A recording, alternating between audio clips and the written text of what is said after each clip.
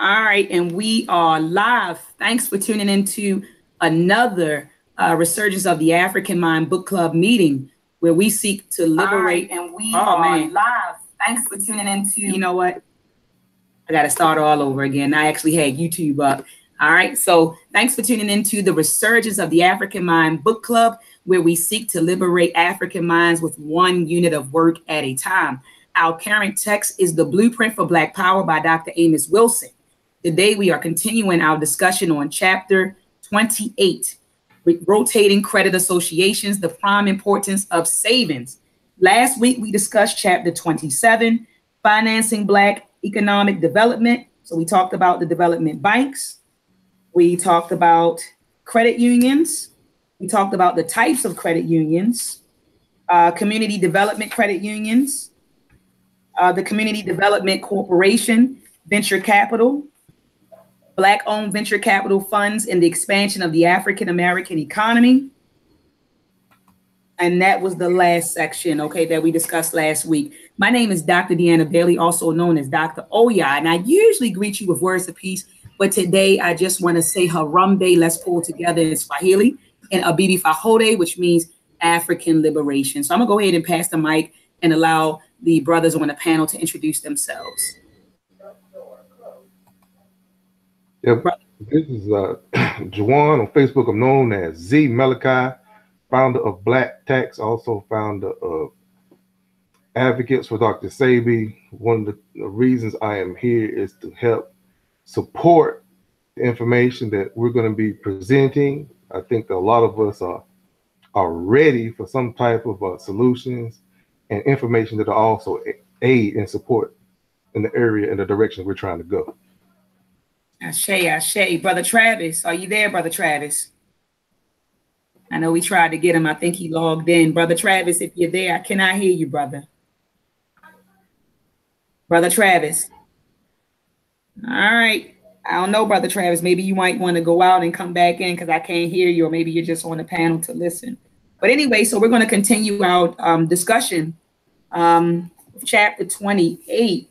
And I mean, family, we're combing through this text. We're on chapter 28. We only have 4 chapters left in the Blueprint for Black Power. So I'm very proud of all of the people who stayed committed and read the book and participated in the discussions week after week. We're missing our queen today, Sister Alima. Send her positive energy, positive vibes. She has the flu, and so she's under the weather right now. And she's under the weather right now. So send her, positive vibes. And we wish her well. But anyway, tonight we will be discussing rotating credit associations, the prime importance of savings. So I'm on page 729. I'm on page 729, and I'll begin the discussion. Brother Jawan, do you also have the text, brother? I don't have the book. Okay, it's cool, no problem. Just, that's fine. I just wanted to make sure because, I may need some help reading.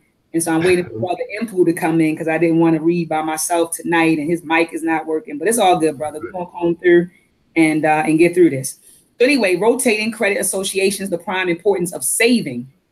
All the previously discussed methods for financing economic development in the African-American community, as well as the methods yet to be discussed, involve at some level increasing the aggregate savings of the community. So Dr. Amos Wilson is saying that if we want to finance economic development in our communities, we have to pull our resources together, okay? That's right. All involve some level of capital accumulation, i.e. the accumulation or the centralized collection of relatively large sums of money and other resources, which are to be used to fund economic growth and development.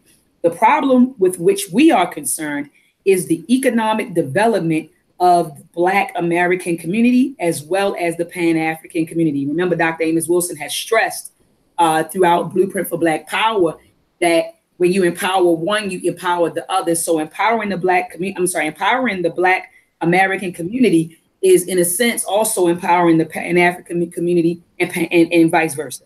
So he says we are eminently interested in how these communities can build up a critical mass of capital or money in institutions over which they have control to fund the founding of new businesses and other financial entities to fund the expansion of those which already exist, to invest in mainstream corporations and institutions such that the behavior of those corporations and institutions can be significantly influenced by the community. Right now, we hardly have any say-so in how these institutions and organizations operate because we're not invested in them. All right. So we can't influence them. We don't fund them. We don't influence, so we can't influence them. Okay.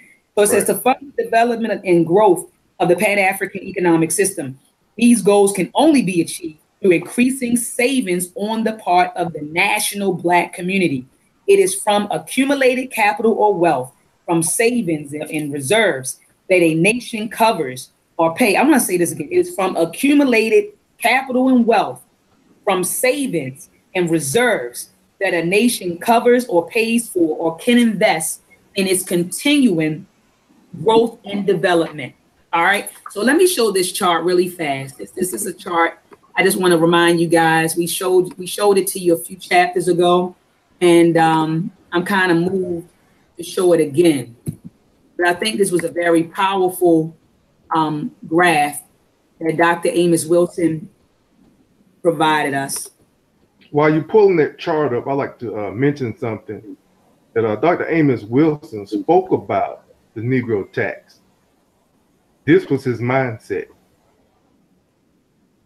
Those are his words. He actually spoke about establishing a Negro tax. You said, and those were his words. Those are his words. It's on YouTube. I believe it. I believe it. And it makes sense, brother. You know, like when you think about it, it totally makes sense. Let me know if you guys can see my screen. Can you see my screen? I can see it. All right, fantastic, brother. So I believe this was on April the 2nd. This may be in chapter 26 or 25. He put up this chart, or he created this chart called the maximization of Black resources. So he's showing you how things work. So you have resource markets, for example, banks, credit unions, investment groups, SUSUs, which we're going to talk about today. You have your family, and then you have social and financial institutions, right? These resource markets, they dump resources into businesses, right? Businesses that are, you have wholesale distribution businesses, manufacturing, professional services, construction, development, real estate, and et cetera, right? And then these businesses create product markets, commodities, retail, exchange of money for goods and services, right? And they create these product markets that are consumed by different households, right? That's Not only consumed by different households, you have the consumers, and then within these households, you have people who provide the human and non-human capital resources, right? So they provide that. And then look at this, the labor, the capital, the land, all of that goes back into the resource market. So it's one big circle. All right, family, one big circle. And this is how we maximize resources. Even though he says maximization of Black resources, this is how we maximize resources, period. All right. So I just wanted to show you guys this chart. Let me get out of here. Let me get out of here. All right. So continuing growth and development. Brother Impu, is your mic working now, brother? Oh, no. Oh, man. I hear you now. Hold up. What was that? Was that you, Jawan, or was that you, Brother Impu? Yeah, that was me. Oh, man. Okay. All right. So it says, even though borrowing from other communities, i.e. their institutions, or receiving relatively large-scale transfers of money or other forms of capital from them in the form of government grants, aid, and the like, may be used to bring about capital accumulations for economic development. Development funded almost exclusively by these means will not continue to advance unless significantly supported by substantial communal savings. Extensive borrowing from outside of the community, unsupported by extensive communal savings or other forms of community-based capital accumulation, leads to high levels of community debt. So Dr. Amos Wilson is telling us that when we fund our economic development, he's saying to watch it. Don't go out there and borrow so much or borrow exclusively from people outside of the community, because it's going to accumulate debt. he said debt. And he says the servicing of which may consume so much of the community's income that little, if any of it, is left to maintain existing institutions, to fund improvement, and to meet increasing needs, let alone to fund new growth and development. Over time, such a situation inevitably leads to economic stagnation, deterioration, and collapse. The reduction and withdrawal of grants, other forms of capital transfers generated by the government and non-government organizations from outside the community, uncompensated by increased savings, i.e. wealth accumulation and income from within the community, leads to the same ends. Moreover, onerous indebtedness to and dependency on grants from outside communities inevitably leads to the community political economic weakness, if not powerlessness. Ultimately, inadequacy or withdrawal of outside support may bring about various forms of social disorganization, and the community becomes plagued by a host. Hey. There you go, brother. Okay. There you go.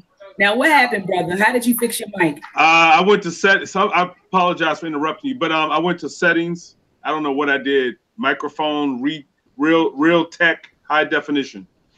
Okay, cool. Awesome.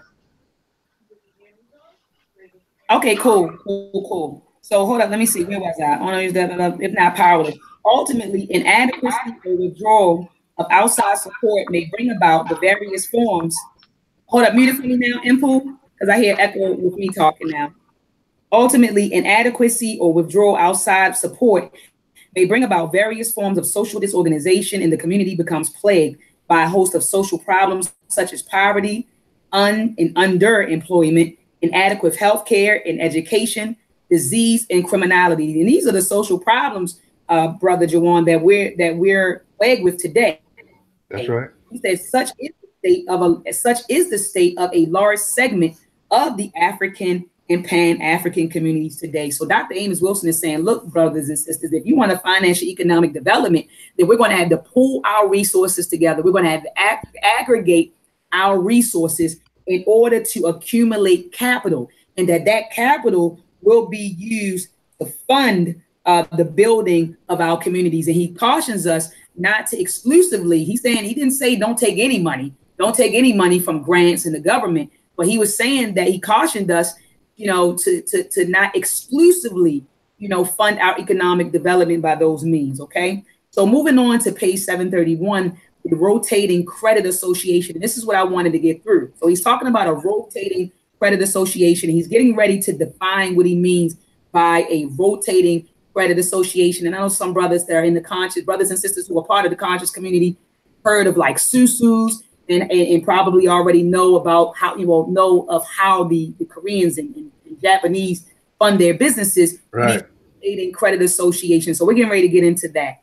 He says that we have argued that an economic system is first and foremost a social system. And he said that throughout this text. And also you have Brother Garfield Reed from the Dagger Squad and Sister Monica Lamb. They always talk about how an economic system is really a social system, okay? A system defined by a dynamic yet organized and stereotypical set of social customs, relations, attitudes, expectations, values, and institutions which characterize the behavior of the members of a specific community relative to each other, to non-members, and to other communities. He says we may refer to such patterned social relations between persons, groups, and communities as an economic system when they involve the systematic production, management, distribution, exchange, and consumption of usable resources. So he tells us that, look, an economic system is first and foremost a social system. And I know that Brother Garfield from the Dagger Squad, he always says that an economic system is predicated on relationships first. And then Dr. Amos Wilson is saying, well, wait a minute. And once these relationships involve the systematic production, management, distribution, exchange, and consumption of usable resources, now we can call this an economic system, okay? So he says, hence, significant changes in social relations, attitudes, values, and institutional organization may be reflected in commensurate changes in a community's economic character, status, and wealth. Thus, any attempt to change the savings or income ratio of a people requires the commensurate changes in their social attitudes and relations. I want to say that again. Thus, any attempt to change the social, thus any attempt to change the savings income ratio of a people requires a commensurate changes in their social attitudes and relations, and to some degree, changes in their society or culture. He says, we contend that the African American community may in some ways be perceived as a developing nation. Jurors contends that what is needed for the economic advancement and empowerment of a developing nation, particularly in its early stages, is an institution which can combine local popular appeal with the sort of savings effects a developing economy demands, and institutions which can act as an educational mechanism for a people moving from a static economy to a dynamic one, at the same time as it operates to bring about the restriction of increased consumption, such a transformation implies. So he says one such institution, which Jurors is referring to, is the Rotating Credit Association. He says that we discussed this type of association in chapter 14, which he did. It was a chapter 14 is entitled Race and Economics. Okay, and in that chapter, Dr. Amos Wilson taught us, because a lot of people believe, they say, oh, well, you know, when you ask the question, well, how is it that Asians are able to come over here and start up businesses? So a lot of people believe that it was because they were getting funding from the government, right, Brother Jawan, funding from the government, and they were getting loans from the banks, and that's how they were able to do that or fund a lot of these businesses. But Dr. Amos Wilson told us in chapter 14 that that's not the case. He says that a lot of the Asians don't even believe in loans. They don't believe in getting loans from banks. Okay, what they do, they pull their resources together. Okay, and Rotating Credit Association. So anyway, he says we discussed this type of association in chapter 14 when we discussed how Koreans finance their businesses in America. Though this institution is broadly diffused throughout the developing and underdeveloped world, stretching from Japan on the east throughout Southeast Asia and India to Africa on the west, he says it has an original and long history in Africa. I'm going to say this again, right. Rotating Credit Association, even though different groups of people utilize this method, right? He's saying that it has an original and long history in Africa. It is currently and extensively practiced by African Caribbeans, both inside and outside the United States, to fund various economic ventures and initiatives. And that's true, because when you look at a lot of the Caribbeans, they come over here and they open up businesses. Are they getting funded by banks? No, they're pulling their resources together. And as Black Americans, we've been so consumed, Brother Jawan and Brother Impu and Brother Bornala and Brother Travis, with that we have been induced with that spirit of individualism or that ideology of individualism that we don't do it. We don't pull together our resources. We want to compete. Yeah, we want to compete.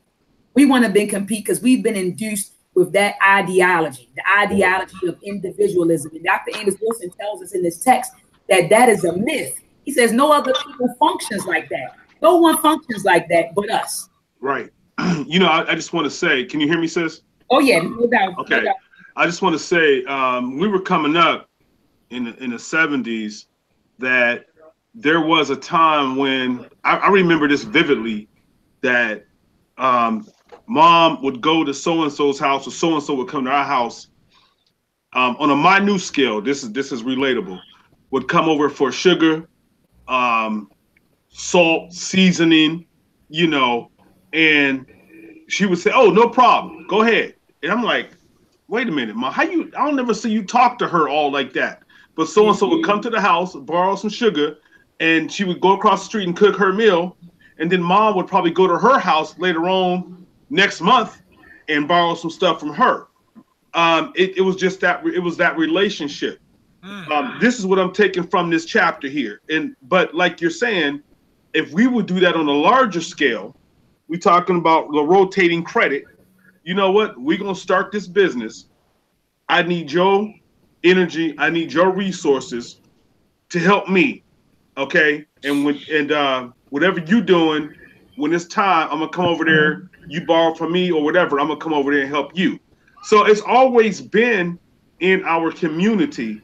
It's just that we didn't do it to the point like you're saying the Koreans and maybe the Chinese did it because they did it on a larger scale, if you will.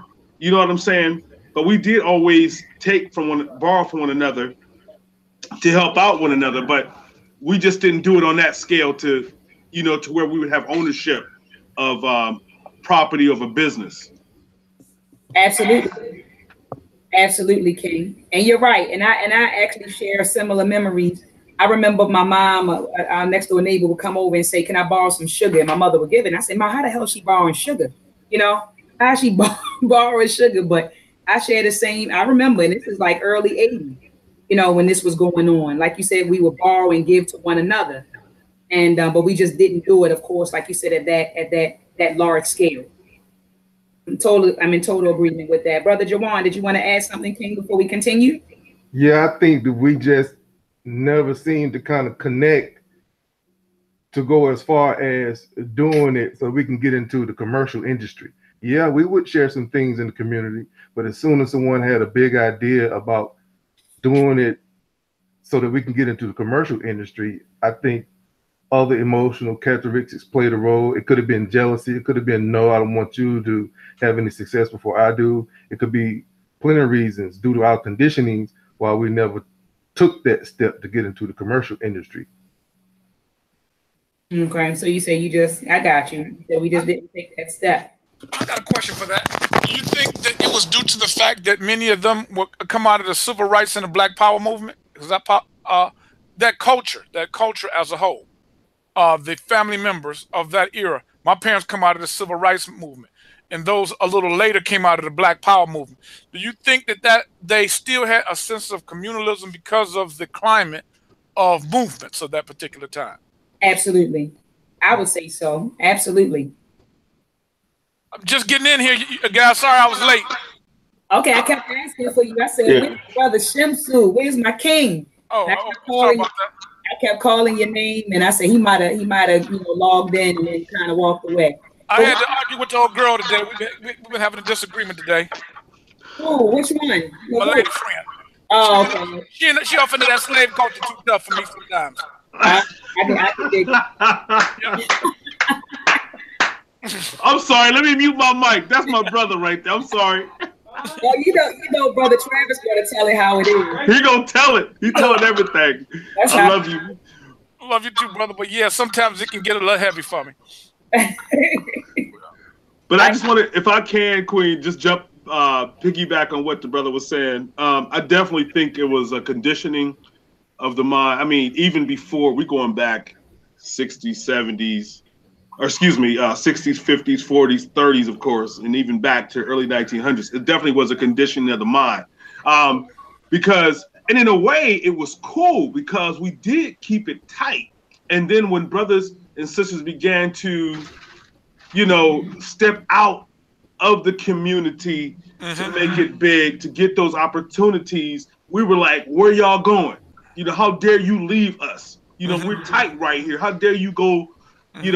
How dare you selling us out by moving out, into, it was a conditioning of the mind. And that hurt us because maybe instead of saying, you know what, I'm proud of Brother Andre because he's now succeeding and moving out of this area. It was like, how dare you leave the ghetto? How dare you leave the projects and leave us behind? But some cats, as we see today, let's talk about the NBA. You leave the ghetto and with your sister, but then when you leave the ghetto, you drop the sister back in the ghetto and you marry this blonde-headed chick. I'm just talking about what I'm talking about. It happens all the time. So I can see where the ancestors was like, or the people in the back in the day was like, if you go up, you gonna leave us. That's right. That's right. And I was old enough to go through transition. A lot of them got degrees and they became lawyers or they became doctors. And they, like you said, Brother Input, they moved into white suburban areas, exclusive areas. and you began to see, even when they brought their kids around, they didn't socialize like we did. They went to, I went to private school, but I came back to the black community. But those who went to private school and also left back into white neighborhoods, they didn't have our same a vibe. You know what I mean? Something you would say that it was kind of off. Their rhythm was kind of off. It wasn't like ours. You know, we got a certain swag us as a people and culture.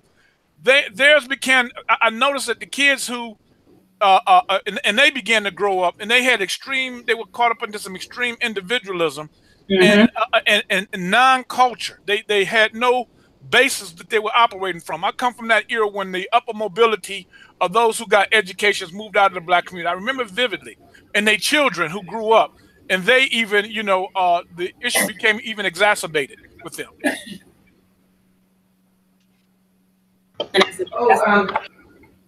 Peace, brother. Knowledge Born. How are you, King? Knowledge Born.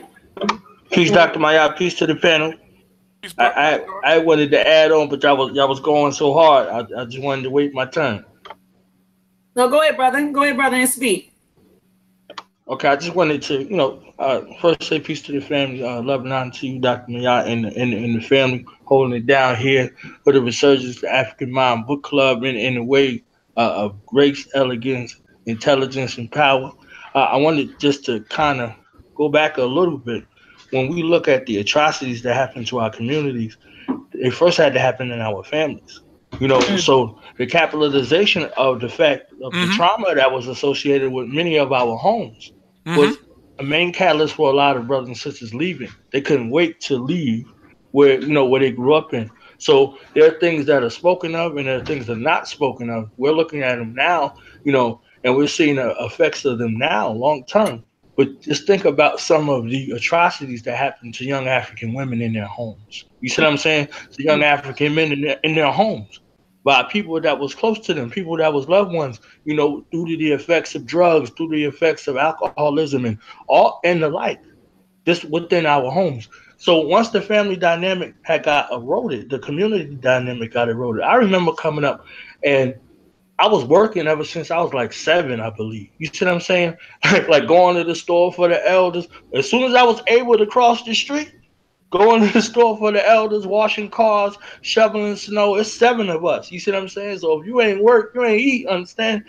So you have to understand that dynamic and that work ethic and that type of cultural sense of responsibility to your community. Yes. One. And then the other part was the cultural responsibility became a situation where you had a little pocket money to be walking around with because there was no allowance was on TV. You understand what I'm saying?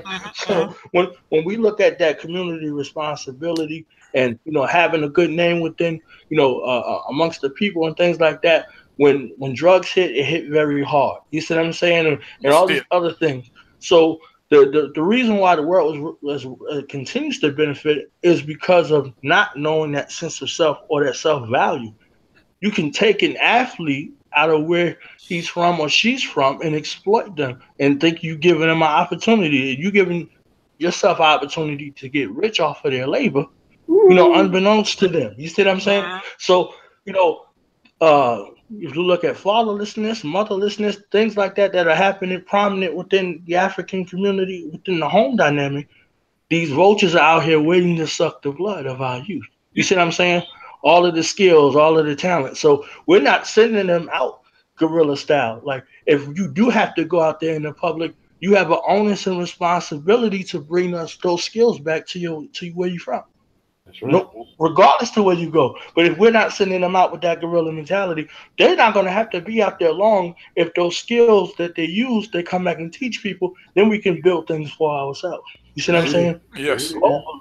You know, so if we send them out and say, hey, we need some counselors, we need some psychologists, we need whomever, but we, in a guerrilla fashion, you see what I'm saying? Like, you know, when you're out there, this is your assignment. You see what I'm saying? I like that. You're going out there to do that and then come back and learn those skills. Hey, you go to the firehouse over there, boom. You go learn the CPR, you see what I'm saying? And bring those skills back and boom, we empower them and incentivize them somehow to bring that back. That's all we ever did. You know, our intermingling out with the public was only to bring the skills back. So we have to get back to that mentality. We didn't go out there to be out there. You see what I'm saying? Like those folks that moved out of the neighborhood and moved into all white neighborhoods, they didn't want to go there, but there was no neighborhood sense left inside of them. You see what I'm saying? So unless they was with the bourgeoisie mentality, they was like, oh, you know, this is a better life. Yeah, that's exactly what I'm saying. You go from a fortification place where you were safe to a place where you open. You know, they were celebrating. I remember. I don't want to be long with it. I just want to make this last point. I remember when they tore down all of the projects where I'm from, and everybody was celebrating. They was like, "We getting townhouses." I was like, "Okay, fool." I said, "You were safe. The police wasn't brutalizing you over here. If you ran into the projects, the police was chasing us. They wasn't coming in there. You understand?" But the projects is down, so everybody in their townhouse, so they can just kick in your door and violate your family. You gave up your fortification and realm of protection. You looked at it as a prison, but it was a fortifier. So many of the people who ran away from those types of things didn't realize what they was giving up. They was shouting for it and happy and joy for people who could just come snatch you up anytime they wanted to come snatch you up. You see, so there's another type of sense of awareness that we have to have in regards to looking at our situation holistically, you know, as African people, and then we can begin to really tear it up. I just wanted to add that real quick. Dr. Maat, he's right on point. On 732, I think it's the next page from where you were at. It says let me look. Oh yeah, I'm at the top of page 732. Okay, right below the italicized, it says the Rotating Credit Association places the groups or communities' monies completely under its control. So like the brother was saying, you know, even in the projects or, you know, those small communities where we came out of, we were doing that already. It was under our control. But it was just a matter of being able to use those monies, which, you know, unfortunately, a lot of our elders at the time didn't have the savvy, you know, in particular community. I'm not going to say all of our elders because some of them did, but to say, okay, you know, we're going to buy this lot.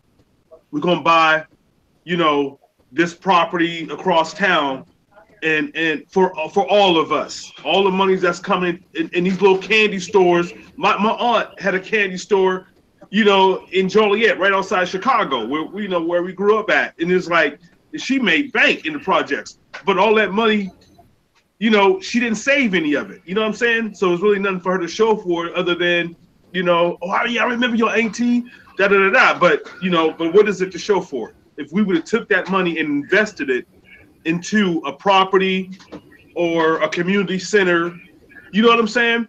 So I think that's what the brother was talking about. So the rotating credit, we have it operable in our communities. We just need to make that manifest. Yes. A reality. You feel what I'm saying? Like the Koreans, like Dr. Amos was talking about how the Koreans did. I'm gonna be quiet. No, go ahead, brother. I'm listening. Go ahead. Speak. I did want to say one last thing. That model, that African model, was centered around African women. The marketplace. You understand what I'm saying? So we have to go back and see what it is. You know, it's a lot of brothers out here with a lot of ideas, but the implementation of the ideas, if you ain't got that African warrior queen involved in it, you know, it's just going to be an idea, and you might have a mental abortion. You understand what I'm saying? Like, so it never goes into fruition in the way that it's supposed to be, because can y'all hear me? Yeah, go ahead, brother. Oh, okay. Yeah, they don't come to full term because of that support. You see what I'm saying? So when you see these other businesses, like the police force is a family business, and the only outsiders that they let into the police force is those that they can control. So you'll never penetrate the ranks of the police force thinking you're going to be able to do something because it wasn't set up for you in the first place. It's a family business. You know, the court system is a family business. You see what I'm saying? So, you know, we got to look at the family dynamics and see how these things are used. And, you know, the things where we excelling with those skill sets coming from, you know, this type of situation with the marketplace. You see what I'm saying? So the queens, they was the queen of the marketplace. So they saw this dynamic and they took it from a communal sense to a capitalistic sense. You see what I'm saying? So now they look at it with capital gain. So when you look at this little to no governmental regulation on things that are made or bought and sold, or who or what is bought and sold, you can see the dynamics of it being used for our detriment. So that communal sense, centered around that marketplace, or any place that we gather, there was an opportunity for that. So that communal sense, of identity, and also many of the businesses that we started, they were sabotaged, they were burnt down. You see what I'm saying? All in the like. You see what I'm saying? They might have said somebody broke in, or a crackhead broke in, or whatever, because we still got to remember, being African in America is illegal. It's against the law, and it's punishable by death on site. No judge, no jury, just judge, jury, execution on the side of the road. Absolutely. Absolutely. It is illegal. And to back you up, brother, if people that are listening say, oh, no, it's not illegal to be African, it's not illegal. All they had to do is type in Black identity extremists. That's all they got to do is type in Black identity extremists. And you will find out that, yes, it is illegal. It's illegal to be proud to be African. It's illegal to subscribe to Pan-Africanism and Black nationalism. If so, you are labeled a Black identity extremist. And in fact, right now, the feds are in the process of prosecuting their first Black identity extremist, Brother Rakeem Bulagoon. Bulagoon, I'm sorry. And we did a whole show on him, and we've been donating money to him. And matter of fact, I'm going to send him some more money to assist with commissary and, getting his commissary in the feds. But what you just said, Brother Knowledge Born, was right and exact, that it is illegal to be African in America. That was right and exact. So moving on, page 672 at the top. Dr. Amos tells us that the basic, can you mute your mic, Brother, for me? It says the basic principle upon which the rotating credit, thanks, King. The basic principle upon which the rotating credit association is founded is everywhere the same. A lump sum fund composed of fixed contributions from each member of the association is distributed at fixed intervals and as a whole to each member of the association in turn. So what it is, family, when we talk about rotating credit association, you have a number of people who put a certain amount of money in a pot, okay? And at different intervals, that pot is passed around from person to person until everyone has received that pot. So let's say that you have, 10 people, and each month, 10 people donate or put in a pot, put $100 in this pot. So you have $1,000 in this pot. And let's say that each year, I don't think people will go a year, but let's say that each year someone gets the pot. At the end of the year, someone will be afforded someone will be given $12,000. And then you do it again, and you keep on doing it again, and you do it again until everyone has received that $12,000. Okay. So he goes on to say that the Rotating Credit Association places the group, as Brother Impul said earlier, the Rotating Credit Association places the group's or community's monies completely under their control. 1, all monies raised within the association are made directly available to its members without interference of middlemen institutions or taxation or regulative policies of the government agency. 2, Rotating Credit Association avoids the technical and structural as well as racial difficulties which attend formalized banking and financial institutional approaches to finance. 3, these associations can be used to help create the concrete investment opportunities in a community that are the basis for the growth and development of more formal institutions such as banks. The Rotating Credit Association originates in a community of interested persons, still the major source for financing new businesses, not loans from banks or other mainstream financial institutions, therefore fits into community patterns and yet aims at planned and goal-directed savings.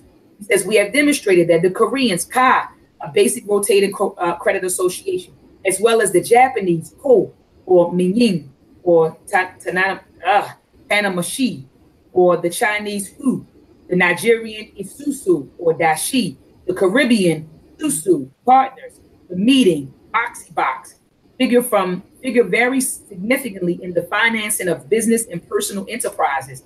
Koreans and Cubans are outstanding current examples of how credit associations can be used to develop very significant and rapid economic development, as well as to very significantly help lift a group out of poverty, reduce or eliminate its dependency on government and private legacy. All right. So he goes on to talk about the different types. I'm on page 733. Did anyone want to add to this before I continue? Did any one of the brothers want to add? Impu, College Born? No. I just want to say, it's funny. I just had to change out my my water heater, and so I called the brother. I don't even know if I should put this on here, but I called someone I know who could do it. And I mean, so the brother got a team. He's starting up his business, so he contacted somebody else that does that. He doesn't. He's a contractor, but that's not his thing. So he was like, "Dre, I'm gonna help you out." So we contacted somebody else. Brother came in, did his thing, and I'm like, "Man, y'all been doing this for years." And I said, "Why don't y'all have your own building, own spot?"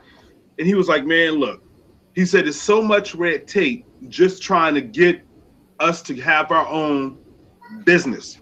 I hope I'm on the same page here. Oh, yeah.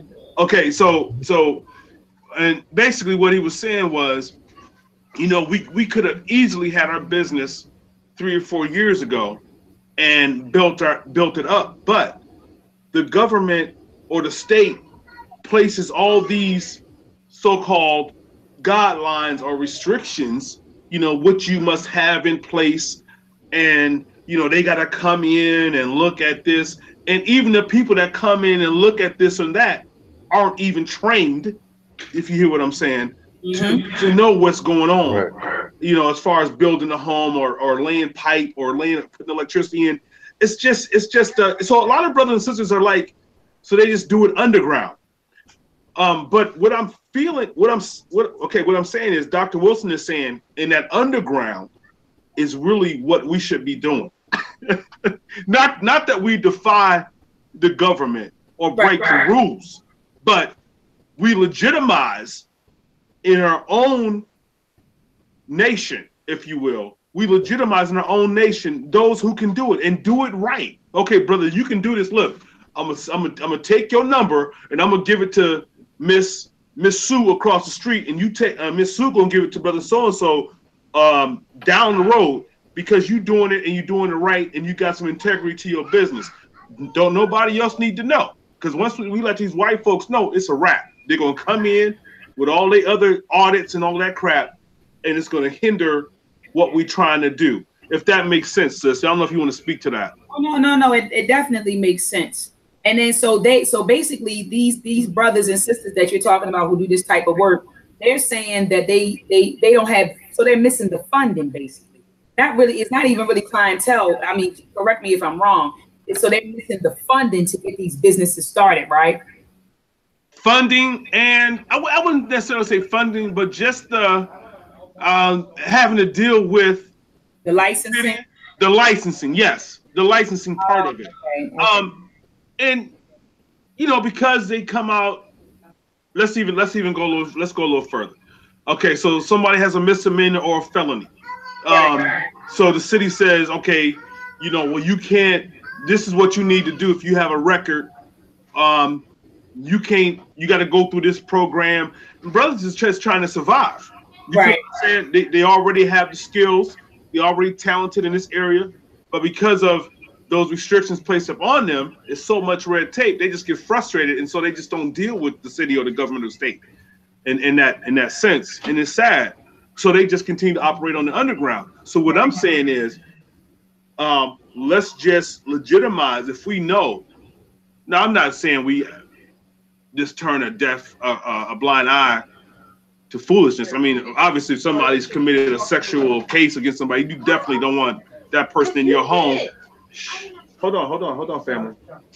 We just don't turn a deaf ear or a blind eye to that. You know what I'm saying? But I think as a black community, most of us know what I'm talking about. We got people in that community that can build a home from scratch. Oh yeah. You feel what I'm saying? But if they're going to do that, if you're going to do that, I mean, you got the city coming down on you. You need this code, you need this and that. I mean, it's like, you know what? They almost make you spend at least $500 to $1,500 just to have the city come in and inspect your home before you even get started. It's ridiculous. But we know that there's persons. My grandfather used to build homes from, I mean, he could do it all. But when they started putting those codes and regulations on him, he was like, oh no, I'm done. Right. And I agree with you, brother. They do that. You know, they definitely do that. As soon as you want to, you know, I wanted to, in my childhood home, I told my mother wanted a driveway, and she wanted the driveway, and we had land. So she was like, you know, I was like, Ma, can't we just throw some cement down and, you know, and get someone to put this driveway in? And she was like, no, you got to go and get permits and all sorts of stuff, you know. And I'm like, well, you own this house, you know, you own this property. Why the hell you got to go? And I was a kid at the time, but I'm like, you know, well, why do you got to go get a permit to do something on a house and land that you own? You know, that's what's so good about Detroit. Detroit don't care as long as you pay your taxes. They just want the money. The city's so broke. The city's so broke. You know, they're not gonna come down there with an inspector because they probably can't afford to send one out there. Wow. But if you pay them taxes, they ain't gonna bother you. Oh wow. Well, in the state of Maryland, they're coming, and then you probably have a neighbor that's going to call on you and tell some neighbor call and tell on you. People build garages and have people come out and build a garage and just set it right on up. They don't even go down the city. They just, you know, somebody come out there with the wood and they build it. That's awesome. Here, it's another wrap, man. If you build, just like I'm sure in Baltimore, like the Queen was saying, here in PA, if I was to build a garage, I mean, oh yeah, the city's coming out. If a neighbor was to call, they coming out to make sure that the smallest as far as spatial and all, it's crazy. Now, if you don't pay them taxes, they'll come out. If you don't pay those taxes, they'll come and see you. But if you pay those taxes, they ain't coming to see you here. Oh wow. Oh wow. Well, you know how we have a day Greece and Rome. In the same way that we have a street code, perhaps we need to set up a social curriculum, since we're talking about how the social system, how the economic system is a social system. Then maybe we should come up with a social curriculum. You know, the thing that is known between us, that we're gonna use and subscribe to an effort where we establish an entity. That's right. With using our collective funding. And then hire all those people who don't have time to deal with the red tape. Right. Mm-hmm. And I think the Queen's going to deal with that in page 733. I got it highlighted, the two major types of cooperative labor. Absolutely. But anyway. Can you, Brother Impu, can you read the last sentence? In traditional rule settings, the median, because I don't want people to think that rotating credit associations is all, you know, it's always about money, right? You know, you can also exchange or rotate labor. So I want you to read that paragraph starting. I read it says, in traditional rule settings, the median, which is rotated between members of an association, may not be money, but cooperative labor. And it says that Jertz describes the exchange of cooperative labor in a rural setting. So, Brother Impu, if you could go ahead, brother, and read that paragraph and the paragraph under it.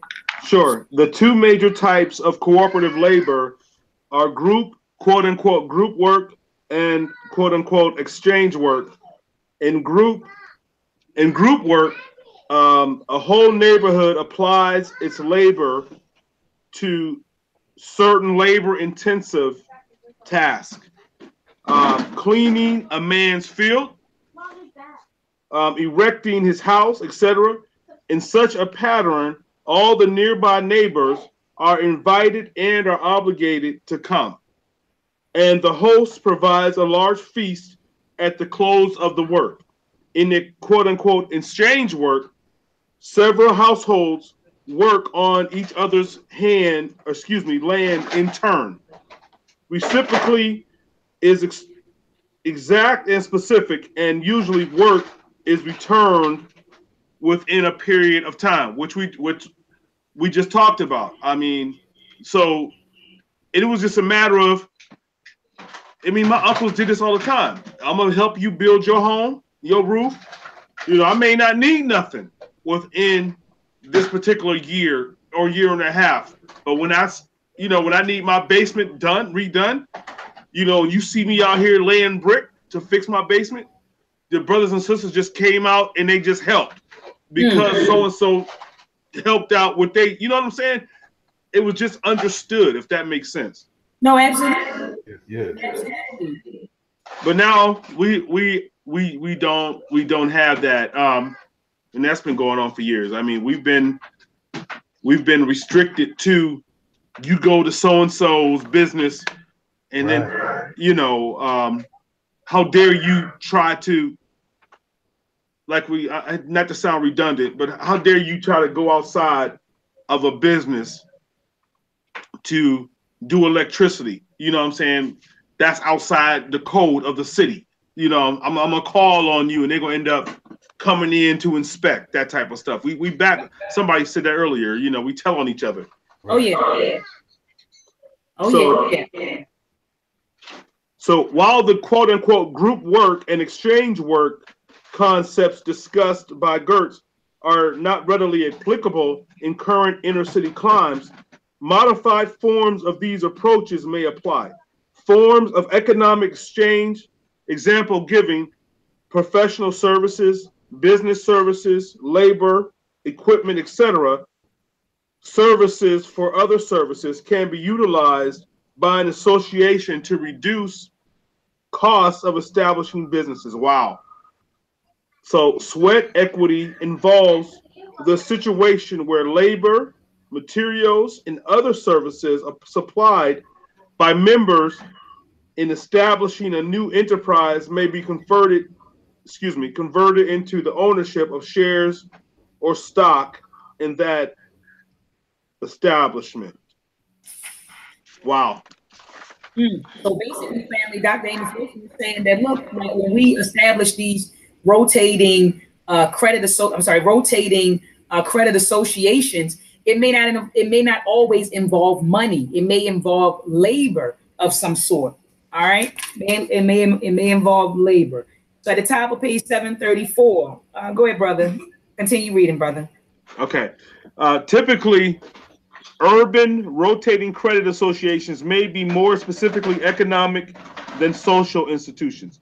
They may take on more complex forms than the basic traditional associations.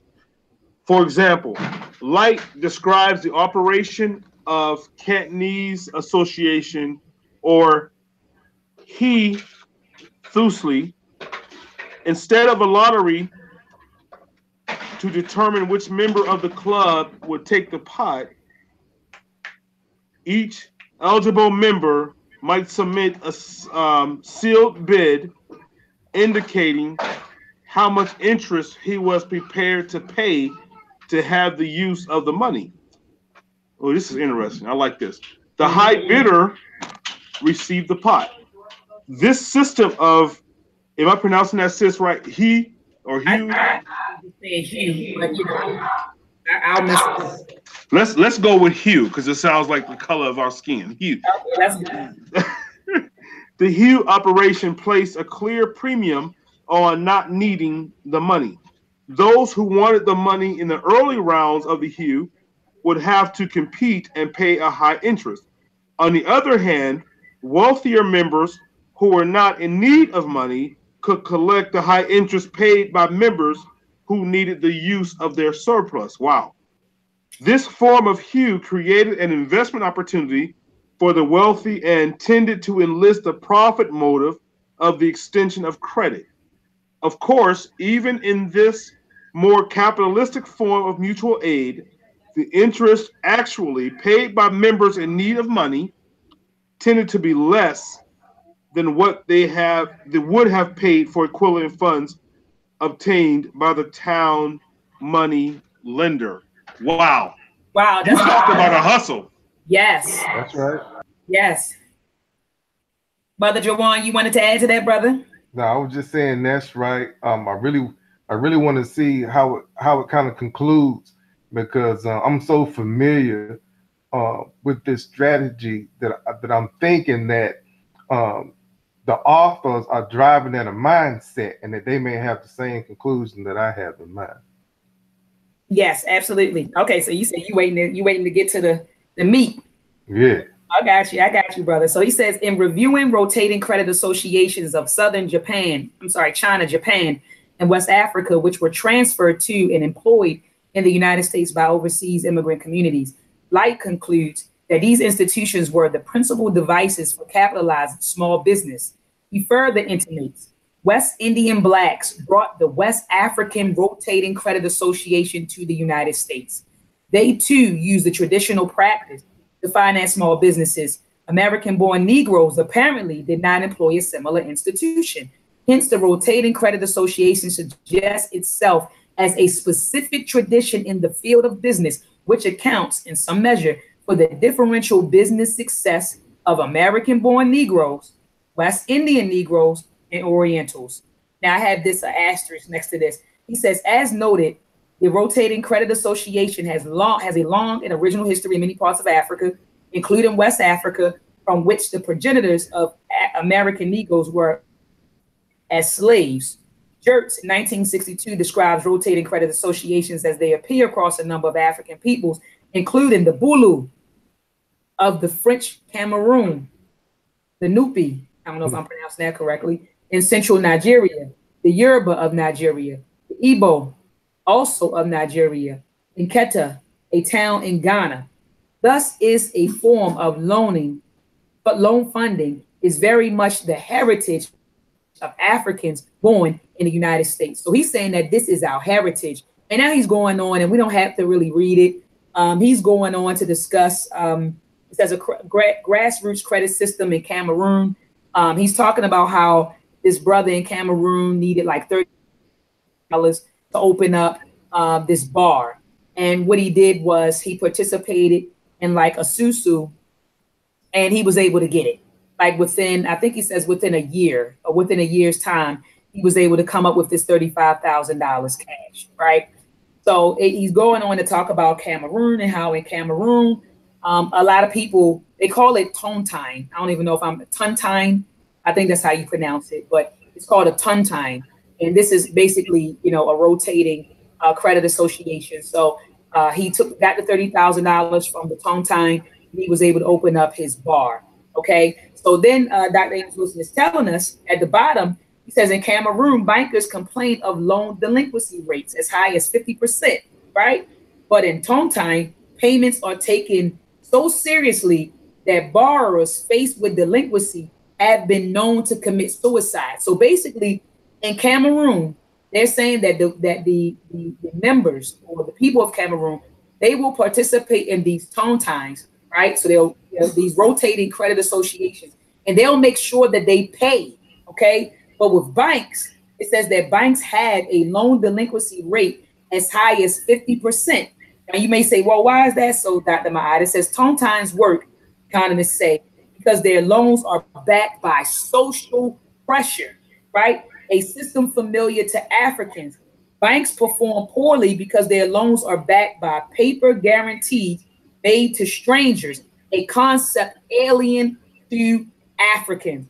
So these Tontines are successful because you might be in a Tontine with your neighbor, with your mama, with your uncle, your aunties, your friends. So you have to pay that money, right? But with banks, you don't have to pay those people back. You know, if you default on your loan, who cares? I mean, they might mess up your credit, but there's no real pressure, right? So anyway, it says Tontines exist in much of sub-Saharan Africa, from the Burkina Faso to Ghana to Zaire to Rwanda. Cameroon's Bamileke tribesmen and family, whoever been following me, know that that's where my maternal lineage goes back to, the Bamileke of Cameroon. It says, but Cameroon's Bamileke tribesmen have popularized interest-bearing Tontines to such an extent that bankers complain that Tontines contribute to the current crisis in the banking liquidity. All right, it says in their original form, Tontines allow peasants to pull their labor rather than their money. With the introduction of the money economy in the 20th century, Tontines took on a financial character as informal savings association. All right, so he talks about that. And then at the bottom, he says, thus we see that traditional African financial approach can be very profitably adapted to the modern economic system. This approach, which is fundamentally communal and cooperative. And see, these were the principles these were the principles and the principles that we live by and the values that we have. We are a communal people and really a cooperative people by nature. Okay. But it says that this approach is fundamentally communal and cooperative. In nature, I didn't even read that part, but in nature, befits African values and the economic circumstances with which they must cope. Similar circumstances are faced by African Americans and may be resolved by similar means. The reinstitutions of rotating credit associations in the African American community will help to develop the tandem and the reinstitution of higher levels of trustworthiness, reliability, faithfulness, loyalty, cooperativeness, empathy, African identity, and African-centered consciousness as primary factors in interpersonal relations between the members of this community, since these are the social underpinnings of a truly functional credit association. Beginning association should involve the use of contributions, which can rather easily be maintained by members, since the primary objectives may be to enhance social solidarity, cooperativeness, and other positive social traits, as well as familiarize members with the workings of the systems. All right. So he's talking about it. And, you know, Dr. Amos Wilson, he does a lot of like reiteration. He's very repetitive. I think the ancestor wanted to drive home a lot of points, and he wanted us to get it, you know, and he not only get it, but retain it. So on page 737, he's talking about rotating association again. Do you have anything else on 737, Brother Impool? I wanted to say back on 736, and I totally agree. The ancestor, he was repetitive, and I think he was wanted to drive home the nail because he knew, unfortunately, how lazy we are as far as study. I would listen to his lectures, and he would say, you know, I'm gonna use the dictionary on purpose, so y'all would go ahead and look up a word because y'all didn't want to look up stuff. But anyway, on 736, please excuse the background noise. My 3-year-old is running through here. But the bottom of 736, he said that the reinstitution of rotating credit associations in the African American community will have to develop in tandem with the reinstitution of higher levels of trustworthiness, reliability, faithfulness, loyalty, cooperativeness, empathy, African identity, and African-centered consciousness as primary factors in interpersonal relations. So just to reiterate what you were saying, sis, by nature, we operate, we operate by these principles. But like somebody said earlier, because of what has happened to us, we've kind of it interrupted who we are by nature, and we had to adopt another's culture. And so we're operating in this alien culture. But you know what I'm saying? But by nature, we already understand what we need to do. So Dr. Wilson was like, look, this is who you really are. That's right. You know, and we need to get back to that. And to operate in this social form reintroduces to us by nature I'm gonna trust you, brother, you know, to take this task on and to fix my home. You know, and if you don't do it right, there are some consequences within our small community that we're gonna deal with you collectively because you cheated me out of this. We don't have to go to this alien government. We're gonna deal with you collectively within our own government. That's right. No, that's right. That's right, King. That's it. So, look, brother Travis, you wanted to add? I was just agreeing. That's beautiful. That's exactly that's purely an African way. Purely an African way. I agree 200%. So he goes on to say that the rotating credit association can be used in the African community to raise large sums of money, far beyond those raised by relatively small and intimate groups. We think that organizational association composed of small, medium, and large organizations such as churches, fraternities, sororities, trade, professional associations, business groups can be sources of very large sums of money, generating pools of thousands, hundreds of thousands, and millions of dollars, which can be used by those groups and their constituents to found, develop, maintain, and expand business, financial, and cultural institutions. Organizational credit associations will permit these organizations to lend each other large sums of money at little or no interest. So he's saying, look, we need to get these churches and fraternities and sororities, and trade and professional associations involved in this. He says secular organizations can do the same. They could be used by large groups to make institutional investments in major corporations to found or buy corporations. By these means, they may come to achieve growing influence in the general American economy and may come to participate to a significant extent in the larger global economic system. They may thereby achieve growing influence in the American domestic and foreign policies. And I had this underlined.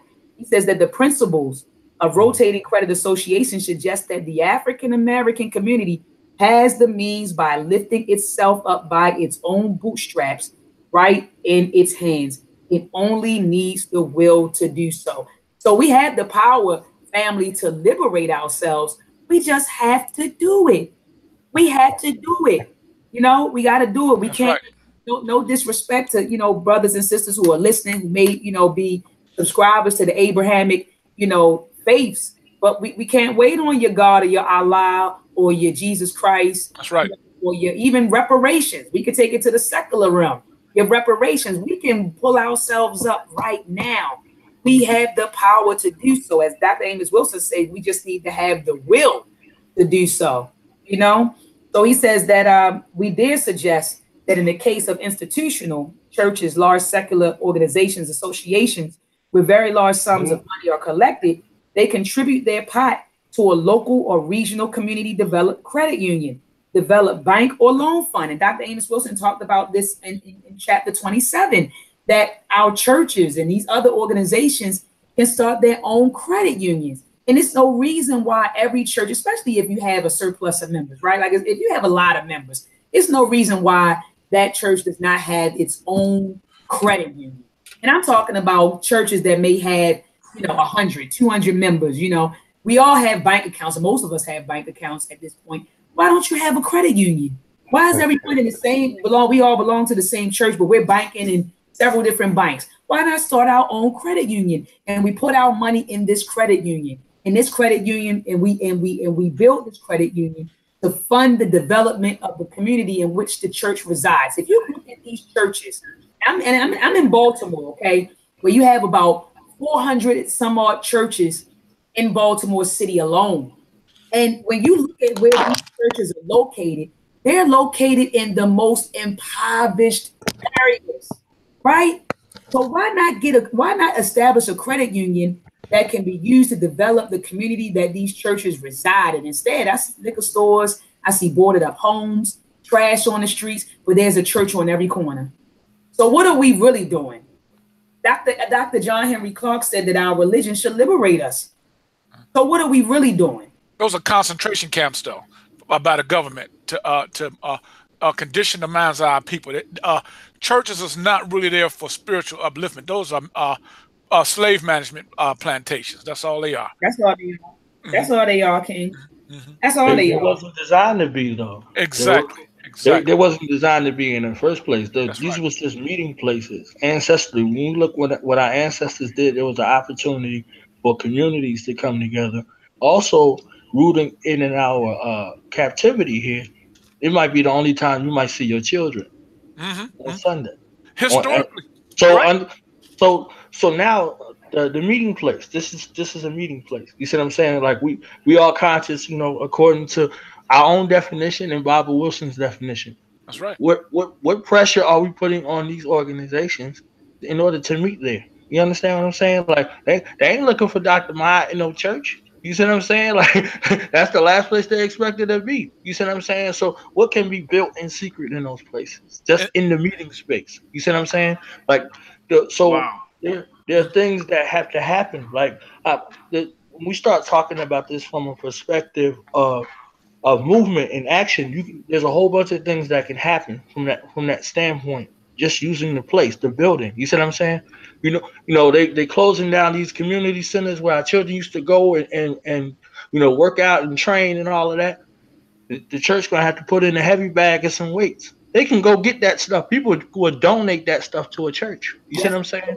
Like for the CPR classes and all that. You see what I'm saying? All of the skills that we got to go outsource for that focal point, that community center place. You see what I'm saying? If they use it for to put these agendas out there, why are we not using it for the same agenda? We got an agenda, just like they got an agenda. You see what I'm saying? So, hey, I need them pastors on Sunday, to take 2 minutes to say, hey, the Lord blessed me with this DVD I saw today. I let my children watch it. It was beautiful. It's called Mail Track. And this sister right here, the Lord put it on my heart to tell y'all to go get this mail track. You understand what I'm saying? So we pushing it through there. You see what I'm saying? So whether he's talking about white Jesus or the Mas talking about Allah who came in the person of Master Farad Muhammad. Hey, brother, understand, believers, we need to get this mail track in our lives. You understand what I'm saying? So we have to like to propose a question out of curiosity. These relationships based off of don't break the brother's hoop, man. He was hooping right there. They have advantages. So the political arena uses it to their advantage. During election time, they come around and they're greasing palms and stuff like that, and they get up there and they shaking hands and trying to kiss African children and all that in the name of white Jesus. You see what I'm saying? So we need them to go and get first aid kits. We need them to go get them survival kits that they can go get, for free. You see what I'm saying? In the name of their church or their fraternal organization or what, and push that back out and allow that to be a meeting place. You see what I'm saying? So we can stop having to go pay $10,000 or whatever we paying to these other places to go rent out somewhere to be somewhere. You see? So we got to use, if it's 433 churches or 430 churches in Baltimore, 400 of them could be talking about mail trade, or they won't exist no more. You see what I'm saying? Like, what could you do with that kind of push or reach, within the community where you at? You see? So if we operate with that mindset right there, it changes the dynamic. So the relationship to this place also changes. We ain't there for none of their spirituality. They ain't nothing that they can give us, but they can give us access to these other things. You see what I'm saying? And we could be in there talking like, hey, in addition to this, we got some folks that could come in here and teach you financial literacy so you can have this credit union. So it's not just a one-way type of situation. It's a communal situation to where it's a mutual respect there in regards to what can be done for one another. You see what I'm saying? So we got to use some of these things to our advantage militarily, because we at war. We at war and we ain't fighting. What are you telling, brother? That we're at war and we're not fighting, right? And that's true, and it's sad. And I was just sitting here thinking, I feel, Brother Javon, like how many people would be ready to do this? Like I'm so ready. Like if we had, like we got 15 viewers right now. If we had like 21 folks on, and I know that people will watch it in the archives and hit me up, later on and during the week. But how many people are ready to do something like this? And how many of us, 20 of us, would say, okay, let me give up $50 a month. And at the end of the year, if it's 20 of us, $50 a month, that's $1,000. End of the year, or within a year, not the end of this year, but within a year, we have $12,000. I'm like, how many people are ready to do that? And say, okay, and then we take this 12,000 and maybe we buy a property and we rehab this property. Or like you said, you got folks that know folks that do carpentry and plumbing, and we know electricians, and we actually take this money and invest in an investment property. Like, how many people are really ready for this? I'm willing to do that. But you know what? I like what Zaza and them doing. Do you hear about what they're doing? They got like 50 people, 30, 40 people, something like that. And all of them are giving to a pot like they do in Haiti, and each one of them each month get that particular, I don't know if it's each month or every couple of weeks, they give that money to each individual. Everybody give that pot to each individual so they can build something, that they need to build. That's a good idea also. Yes, it is. Yeah, they doing that. They're doing that. I don't know how many people they got in their group now. I know it's all women, and they I think they get each person contributes that they share like $50 to that individual who gets to pot that a month or something. Yeah. Okay, so it's 50 folks, $50. So you're looking at $2,500. About $2,500 they getting, you know, or they might have even more, because last time I heard, I think that they increased it. It's an all women's group she's doing. You know, Zaza don't like black men on a lot of levels, but yeah, they you know, so she made an all women group. Yes, she do. Yes, she do.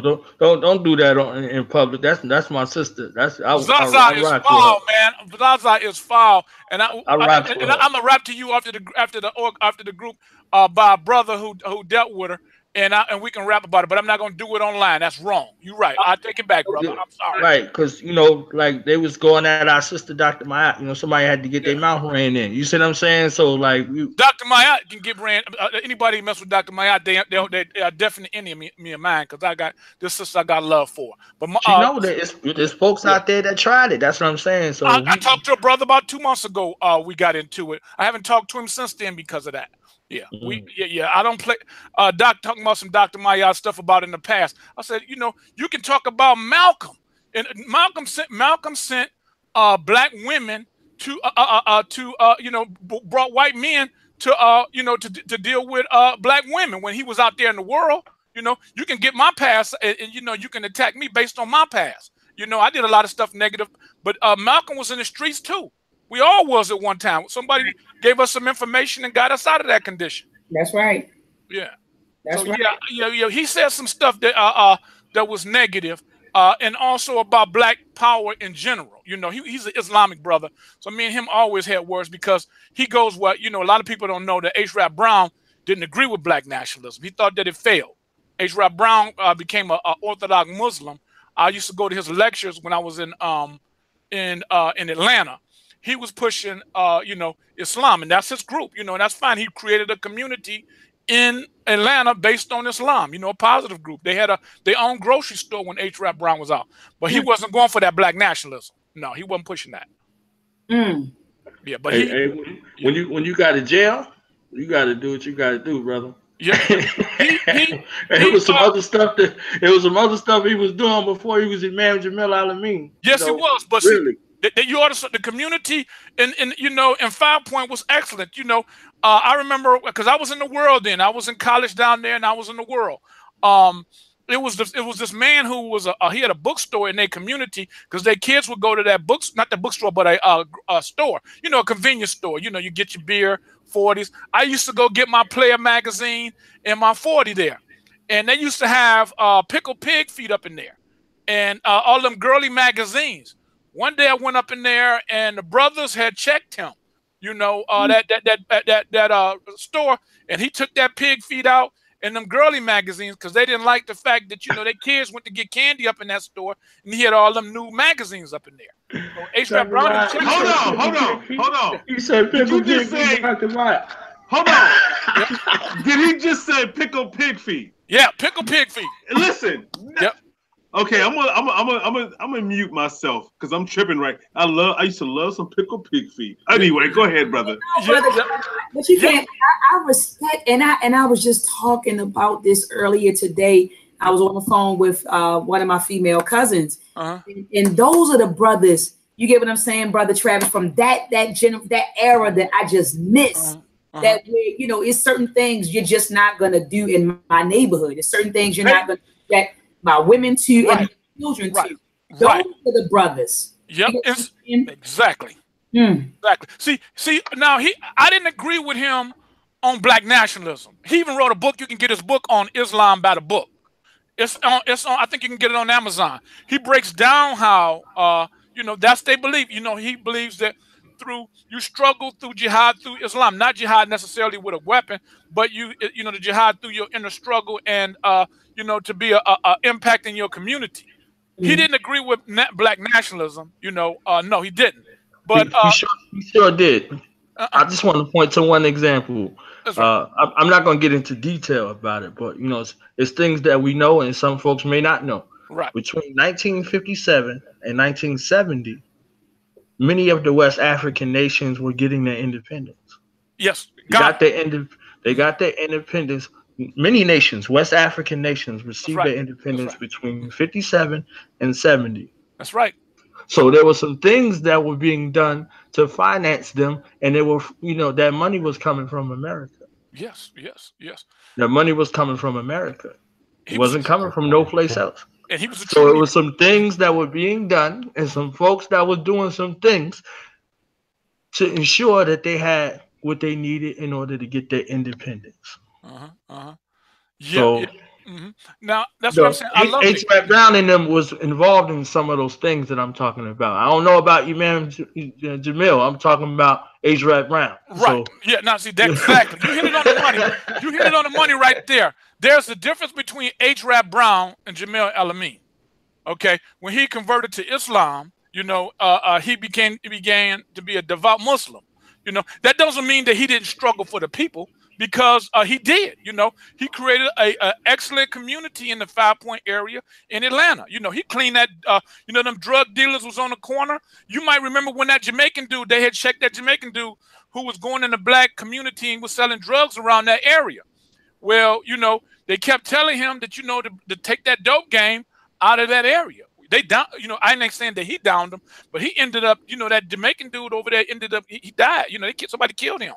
But the thing is that they didn't allow dope selling on the corners when they took over that community in that area. That's why they got rid of him, because he was reforming. The prison guys who come out of prison was joining his organization, and they was riding it down with Jamil El-Amin. He began to do like the Nation of Islam, early Nation of Islam did. Taking the convicts and cleaning them up and be about the community. And that's why they came against him real heavy. In the Atlanta area, they was looking for some way to get rid of H. Brown because of his impact in the community. That was, he was able to do the things that we're talking about, as far as these Arabs coming in the community and being flirtatious against our women, disrespecting our women. They checked him. You know what I mean? I couldn't get no Pig Feet no more. I couldn't get no Player magazine no more up out of that bad boy. They checked my man. Wow. Hey, Dr. Maat. You with me? You got me over here dying. Right. And I went into a spot the other day and they had some hot pickles. I don't know if they still sell hot pickles in y'all area, but Brother Shimsu, you can, some hot flavored pickles and hot. Oh yeah. What? I used but anyway, yeah. But anyway, just to jump ahead, on page 750, Dr. Maat, we talk about the range of risk, and this is just what we're talking about. Page 750. Risk reduction activities of a national minority development corporation. The range, there's a box. Am I jumping too far ahead, Doc, or no? Yes. Okay. All right. I want to work it up to that, and we'll be fast because it's just a lot. He's very repetitive, so we're going to work it a little fast. But I definitely want to get to that box. But I'm at the bottom of 738 where he's talking about the account, and I want the family to know that when you think of these rotating, could you read the mic, please, King? When we talk about these rotating credit associations, initially they were, I don't want to call them underground, but they weren't accepted by mainstream banking institutions. So, back in the day, and I'm talking about prior to like the 90s, I want to say prior to 1993, if you were to take, a lump sum of cash in the bank, you had to account for that cash. And if you said, hey, look, I was a part of a rotating credit association, they didn't accept that cash. It's like maybe a down payment on a loan, okay? But it says right here at the bottom of page 738, he says it's interesting to note that the legitimacy and the value of rotating credit associations are now beginning to be recognized by mainstream financial institutions. Excerpts from the following article published in New York Newsday on May the 15th, 1993, entitled "Joining the Club Demonstrates How an African-American Manager of Residential Lending at Chase Community Development Corporation, a unit of Chase Manhattan Bank, one of the largest banks in the United States, helped to establish credit association or SUSU funds as acceptable for down payment and mortgage payments on real estate." So banks now accept, if you can prove that you are part of a rotating credit association or a SUSU, if you can prove that, you can use that as legitimate funds. Banks will accept that. Okay, now he's giving us an example of someone named Clara Slade in Brooklyn. She said she became a homeowner. And it says a year ago, most lenders in the region would have turned her down. She went in there with a payment made. She was a part of a club, and she used the money from the club as a down payment for a mortgage loan. And it says years ago, most lenders in the region would have turned her mortgage application down when they learned that the down payment hadn't come entirely from her own savings, or was not a verifiable gift from a family member. Now, however, many lenders will accept down payments accumulated through savings clubs. All right, moving on to page 740. At the bottom, he's talking about micro loans and underwriter loans. Okay, it says that micro loans, it says usually sponsored by state and local government development corporations and by mainstream commercial banks. These funds provide short-term financing to small businesses ranging from $5,000 to $10,000 or more for a maximum of about 3 years at a modest interest rate. Loans as high as $50,000 or $75,000 may be thought of as macro loans by lenders with relatively large sums of capital. More specifically, a micro loan is a business loan as opposed to consumer debt or home equity loans. Wow. And the number of banks, consequently, finding that microloans of the $20,000 and up range can be profitable and are now willing to float such loans than in the past. Nonprofit groups are increasingly active in providing smaller loans. Nonprofits may receive funding from the Small Business Administration to establish micro lending programs. The only blanket restriction SBA and banks have on how microfund loans are used is that they not be used for retiring old debt. Microloan funds may be sponsored by religious or other institutions or civic or professional organizations. Loans from the funds may be used to finance business improvements or the purchase of machinery, equipment, inventory, working capital, or leasehold improvements, and for business startups. The rates and terms of microloans are vary widely. But then he goes at the bottom, it says microloan funds may be geographically restricted in their area of activity, while some others may be geographically extensive. And then he provides us with a list. He says that the SBA supplies a full list of micro lenders. And he provides us with a hotline. But again, this book was published in 1998. So it may not be the same number. Moving on to page 742, he says underwriters or good faith loans. In situation where applicants' ability to carry a loan is difficult to verify with reasonable confidence, or where his collateral is inadequate or non-existent, some loan funds or financial institutions may make good faith loans based on the applicant's credit record, character, and or reputation. A good faith loan may be underwritten by a number of applicants' friends and creditors. That is, if an applicant's friends and supporters have faith in his ability to succeed in business, and are willing to provide him necessary business support, they may endorse or co-sign his application and place their credit standing behind and under his. So that's why it's underwriting. All right. Moving on, small business incubators, creating a conducive environment for Black entrepreneurship. It says that the majority of business startups in America fail within 2 years of opening. That's true. It says it generally takes about 5 years before a business breaks even and begins to become profitable.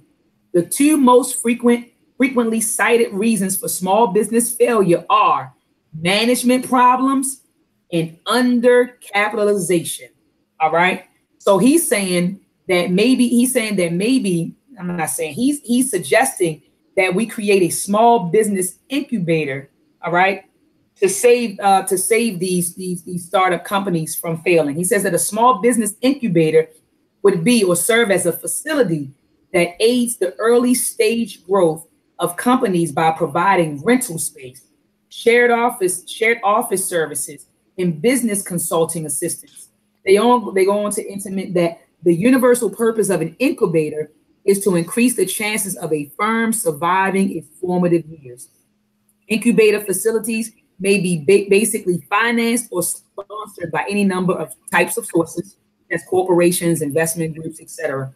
As incubators may provide local educational and skills development organizations, universities, and vocational technical schools with the opportunity to train residents and students in various vocations, business, and professional skills. Incubators may occupy facilities of various types, facilities, renovated facilities, or improved buildings. The chief service advantage of an incubator provides is its on-site provision of shared services and business consulting assistance. Such services may include financial consulting assistance, management assistance, general business assistance, professional business assistance, and physical services. He goes on to say that photocopying services, shipping, receiving, and mailing, conference room services are most often provided by the incubator.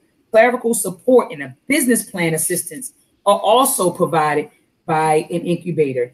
He goes on to say at the top of page 744, contracting organizations affiliated with the incubator may provide a small business development center, venture and seed capital assistance, health and benefit packages, legal counseling and representation. Other services, for example, export assistance, may be offered depending on the sponsor. Incubator tenants may include a variety of business, wholesale, retail, and leasing services, business services, technology, product manufacturing. Lastly, he closes the section by saying that incubators can provide an economical opportunity for expansion of the local economy, the creation of jobs, community revitalization and stabilization, increased goods and services, enhanced trade relations.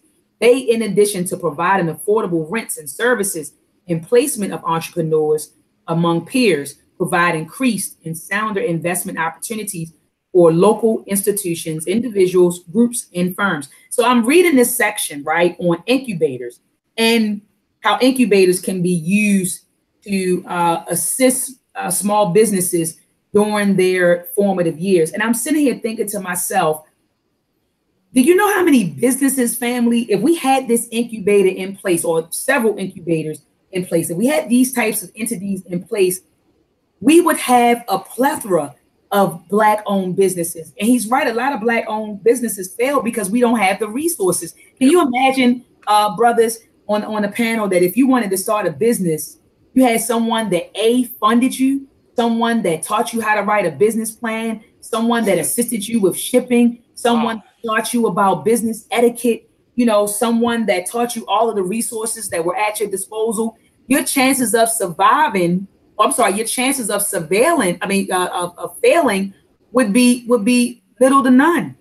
If you had an incubator, if we had business incubators at our disposal, but we don't. We don't. And then you would have a.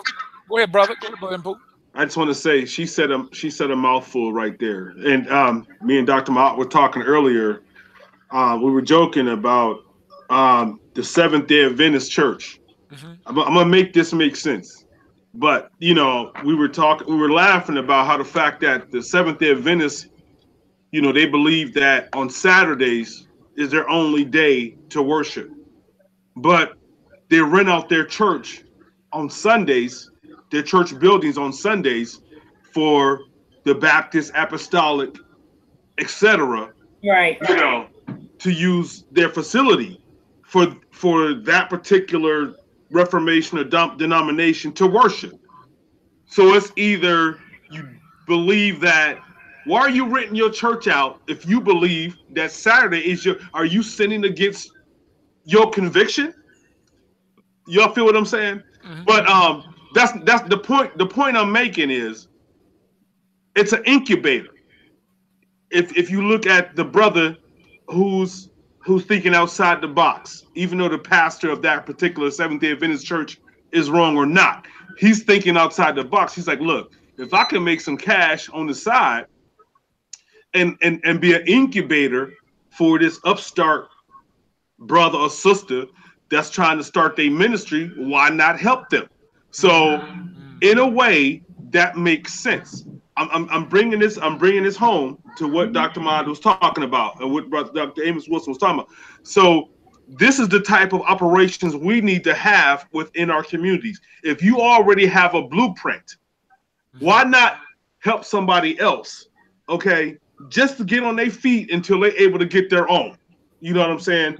I mean, extenuating situations happen where a brother or sister's trying to open up a store, and you got a store already. Okay, listen, I got this whole upstairs that we haven't developed yet, but listen, you can have the upstairs, do your business. This is how we do it down here.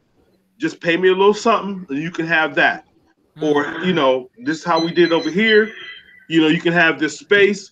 But we definitely, in the times, I hate to sound so cliche, but in the times in which we're living, because I'm sure the brothers and the sisters in the 70s and the 60s were probably saying the same thing.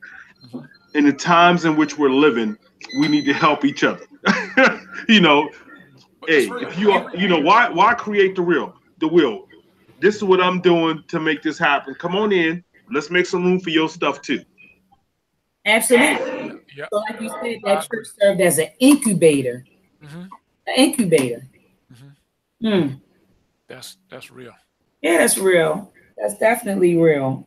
Where did I stop? Okay, so I'm at the top of 744. We getting there, family. We getting there. 9 pages left. It says contracting organizations affiliated with the incubator. Oh, I already read that, I believe.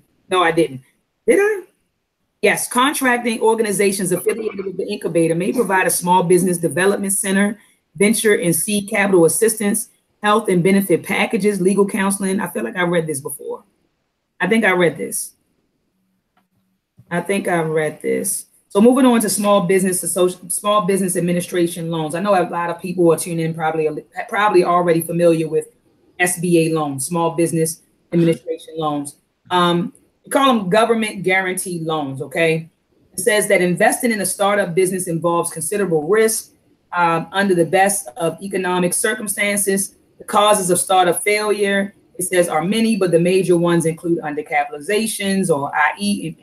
inadequate funds for supporting the business through the first years of profitability, for acquiring adequate stock, equipment, staff, etc., and managerial inadequacy or lack of know-how. And this is so true. When I started Ed Anime Productions with my family, I had to realize like there was a learning curve. You know, I had to learn how to copyright. I had to learn how to trademark. I had to learn how to file for articles of organization and then later on articles of incorporation. There were just a lot of things that I had to learn. And so I can totally understand why they say a lot of businesses fail, even just because of the lack of know-how. You get what I'm saying? I had to hire a business lawyer. Then I had to hire an accountant. So there were things that I had to do. You know, it was just a learning curve. So anyway, it says, given the problems to which startups are prone, as well as their high failure rates, regular banks and other investments and other loan sources are quite reluctant to extend capital support to these types of businesses.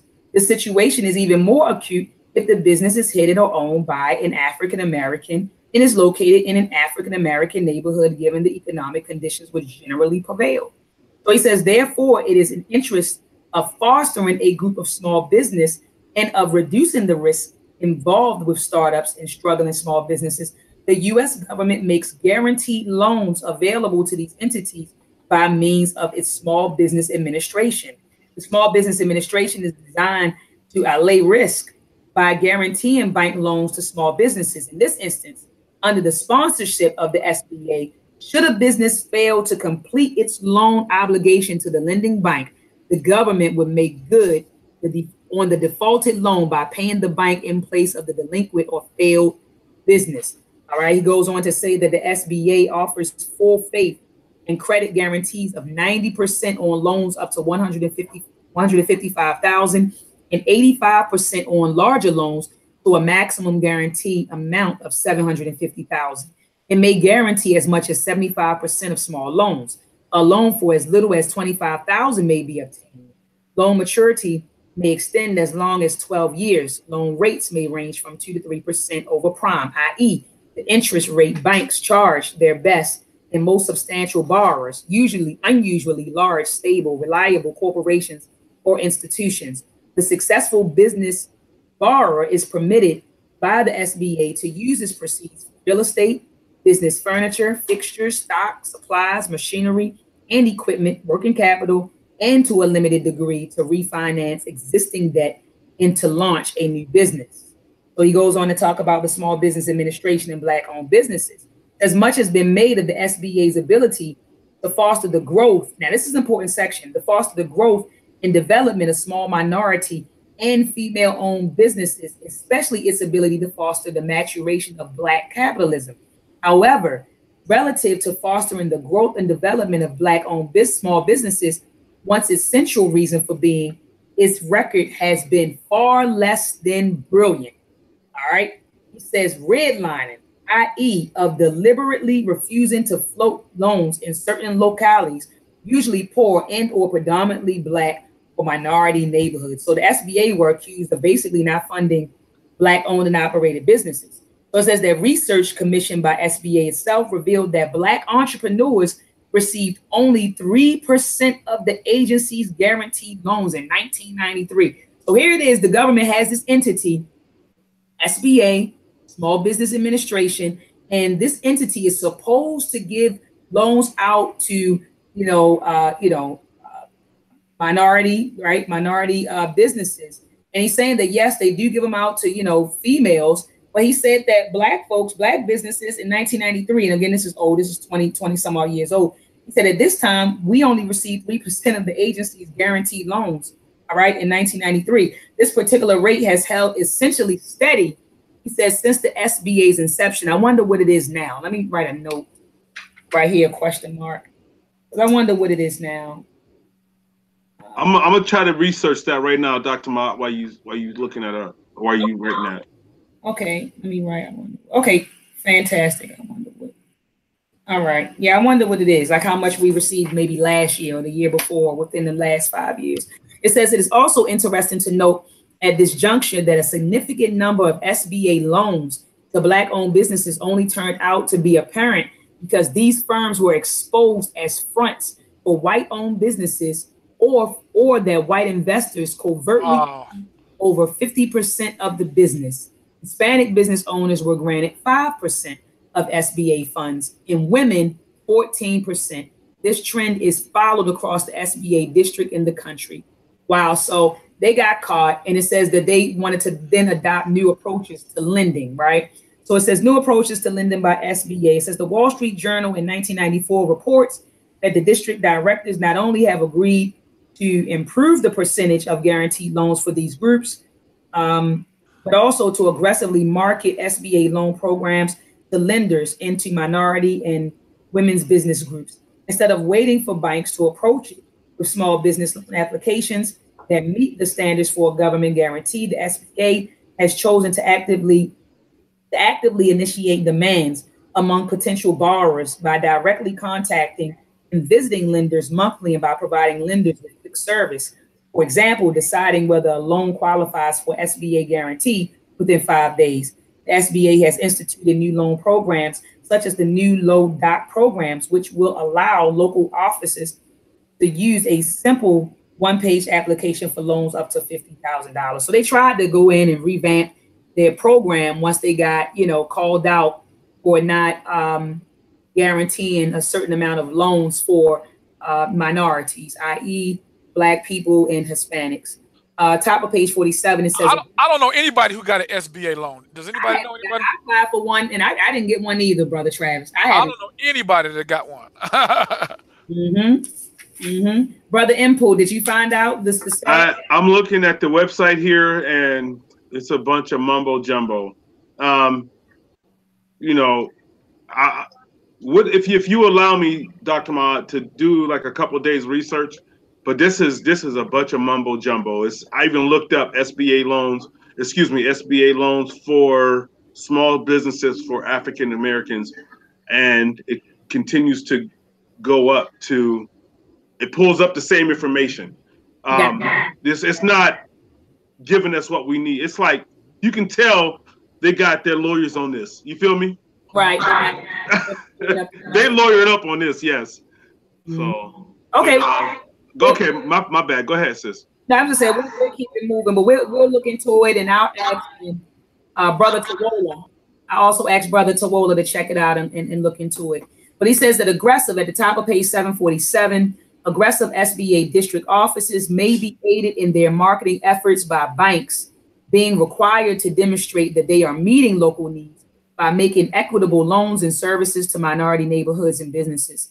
This implies that active neighborhood and business groups may help to increase both bank and SBA support for Black-owned business and business startup by pressuring these institutions under the Community Reinvestment Act and by other means if necessary. So family, remember on back in chapter, I believe it was chapter 26 and 27, Dr. Amos Wilson talked to us about the Community Reinvestment Act that was that passed in 1977.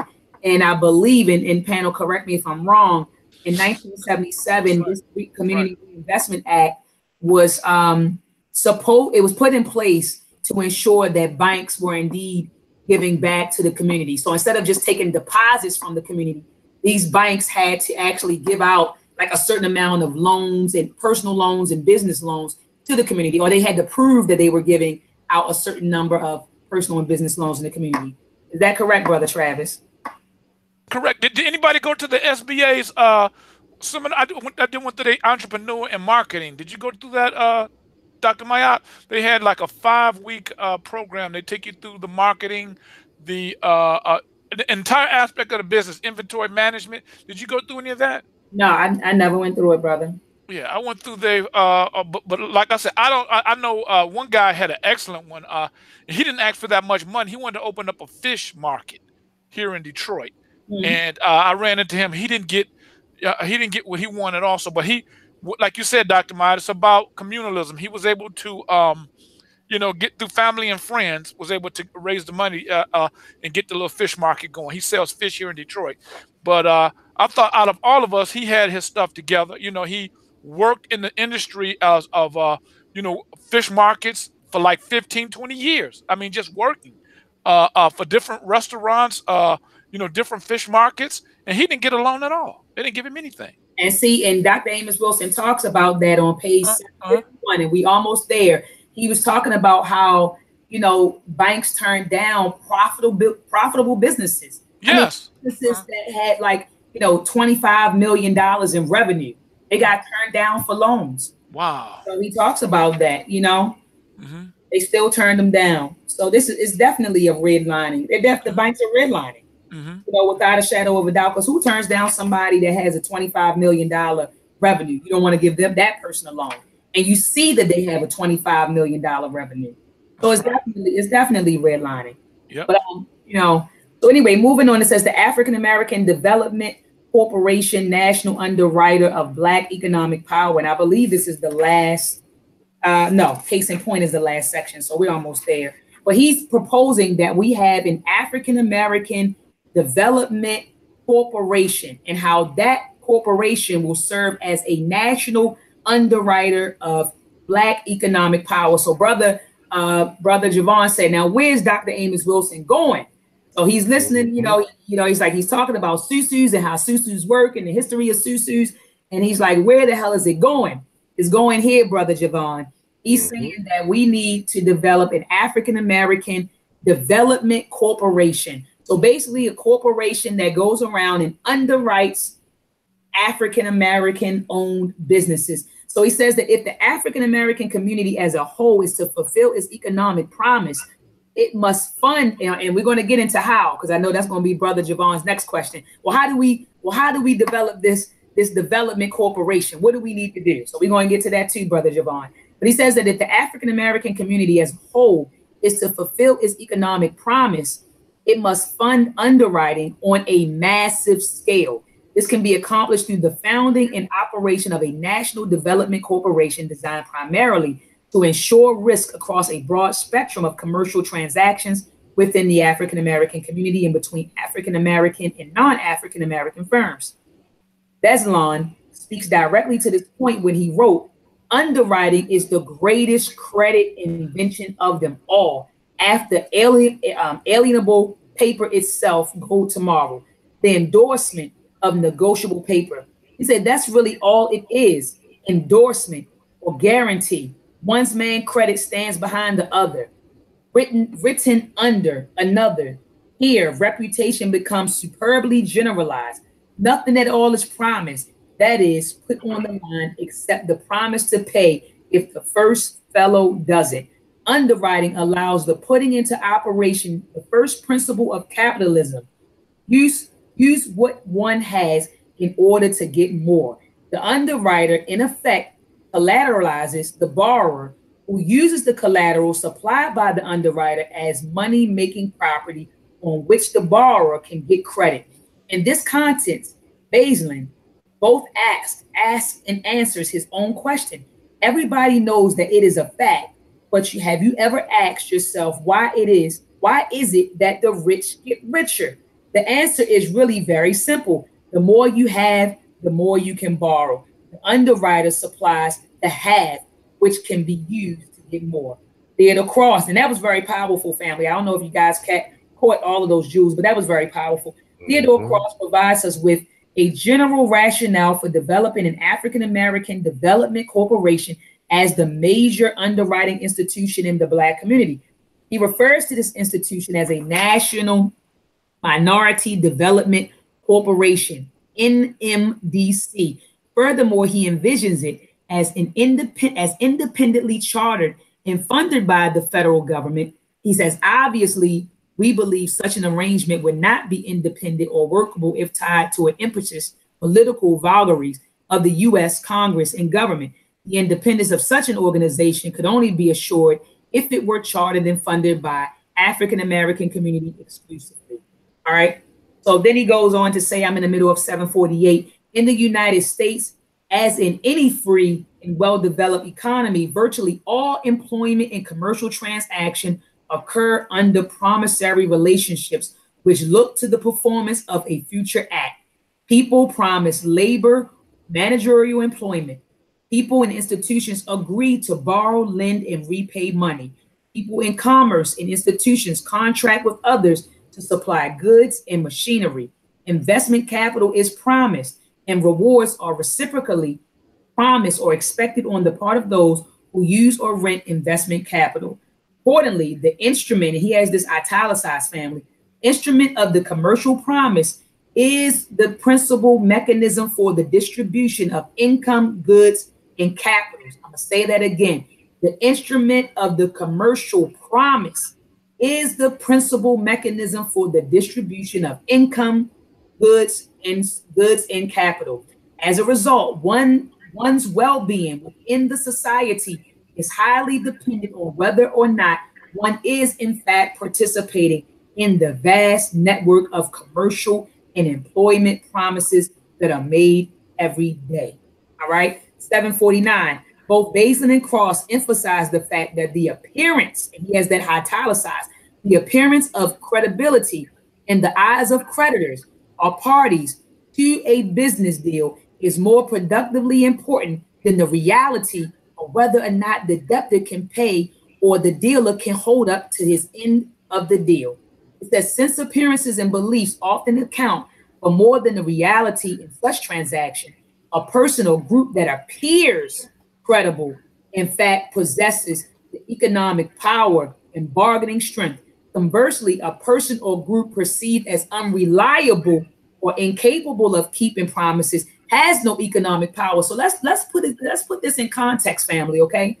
So people that appear and people who don't appear, people that appear credible, he says, possess economic power and bargaining strength. But he says groups or people or groups that are perceived as unreliable or incapable of keeping promises has no economic power. Look at Black folks. You say, well, daggone, Dr. Maat, why does the SBI, why don't they guarantee loans for Black people? Why do banks practice redlining? It is because it says right here, conversely, a personal group perceived as unreliable. Black people are perceived as unreliable and incapable of keeping promises. That's why we have no economic power. It says it right here. All right. So that's why they redline. That's why the SBA doesn't guarantee loans or, loans for Black-owned businesses. They only gave out guaranteed 3% loans. That is why, because we are a group of people that have been perceived as unreliable and incapable of keeping promises. That is why. Dr. Maat, let me can I interject on that point? Yes. There was okay, we had we're in the company that I work for. There was a gentleman. We have a large metal. It's called the off cart of metal, scrap metal. Some of the brothers may know what I'm talking about. And so one brother was like, okay, you know, you about to go to this company to pick up my scrap or y'all scrap. And we, you know, the scrap metal ain't no joke. The scrap metal business, that some of y'all may know. So we were about to go to another business to contract that out. So the brother came up to the business where I worked at and was like, look, we've been doing business with you all, laid out his whole portfolio and how long he'd been picking up with us, etc. And this other business that is vying for our business, you know, just calling us on the phone was like, well, this is what we can do, this is how much we're going to charge, but never came up to present any reports or businesses they've been doing in our area or whatnot. And so we're like, okay, we're going to stick with this person right here. They brought their portfolio up. Now this is just good common sense business. So right. we're gonna stick and stay with this because the brother came up with his portfolio and everything he's been doing. To drive the point home, you're exactly right, and Baba Wilson is right. You know, why should we invest in a group or a people that are not knowledgeable or that aren't using their sense to show that they have a sense of value? And unfortunately, like we said, a few pages ago, you know, we've been conditioned to think like we're not valuable, so we're just gonna kind of go through the motions. But we have to pick ourselves up and be like, okay, you know what? We're melanated people. We can do this. You know what I'm saying? We are valuable. We can do whatever you need us to do. Yes. You know what I'm saying? We just have to do what's written on the pages here. That's right. You know, reinvest ourselves and make ourselves valuable to other people and show that we can do it, if that makes sense. No, absolutely. Absolutely. I agree 100% with what you said, brother. Absolutely. So he says, I just want to finish this paragraph and I want you to break down the chart on 750. 4 more pages, family. We're almost done. So he says that any collective prejudgment holding that a certain group is a poor commercial risk will induce those subscribing to it to refuse to make any economic transactions with the group, thus stigmatized. And I vehemently believe that we have been stigmatized as that group. As over a period of time, this capacity. Brother Chaos, you gotta mute your mic, King. Yeah. So it says any collective prejudgment. I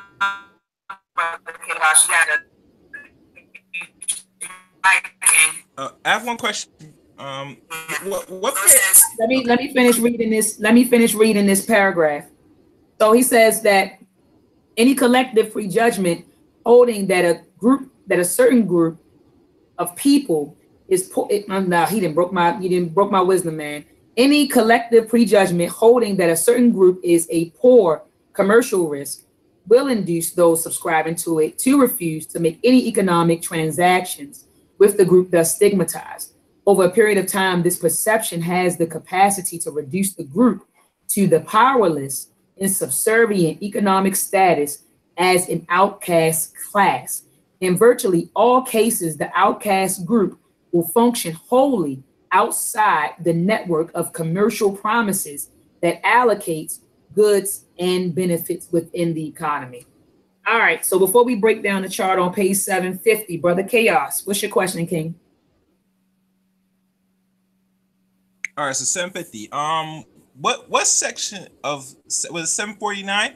We read about why they won't loan us because we're not willing to commit promises. What page is that? No, that wasn't didn't say that. Oh, okay. All right, sorry to interrupt. Normally I was not gonna tune in on the board tonight because I came so late, but that caught my attention. I said, but no, yeah, he never. "Oh, okay, good. All right, well, I'm about to start my show on Blog Talk in like a few minutes, so I got to step out here." All right, brother. Brother Impool, go ahead and break down the chart on page 750, King. Okay, we have 750. You all can hear me pretty well? Yes. Okay. Let's see here. So 750 family, this is what we have. Okay.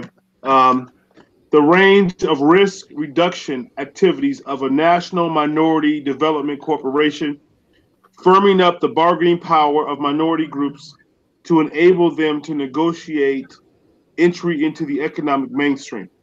He says guaranteed credits to assist minority groups to purchase large-scale business enterprises, which Dr. Maat just read previously, support minority job creation by providing broad credit guarantees and investment insurance to attract additional investment funds to inner city and rural neighborhood corporations,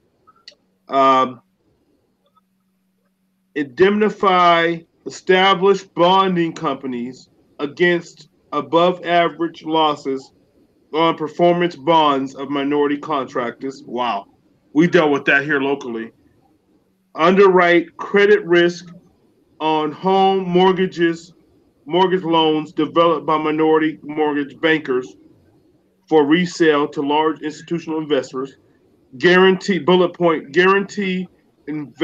inventory borrowings of minority retailers and wholesalers.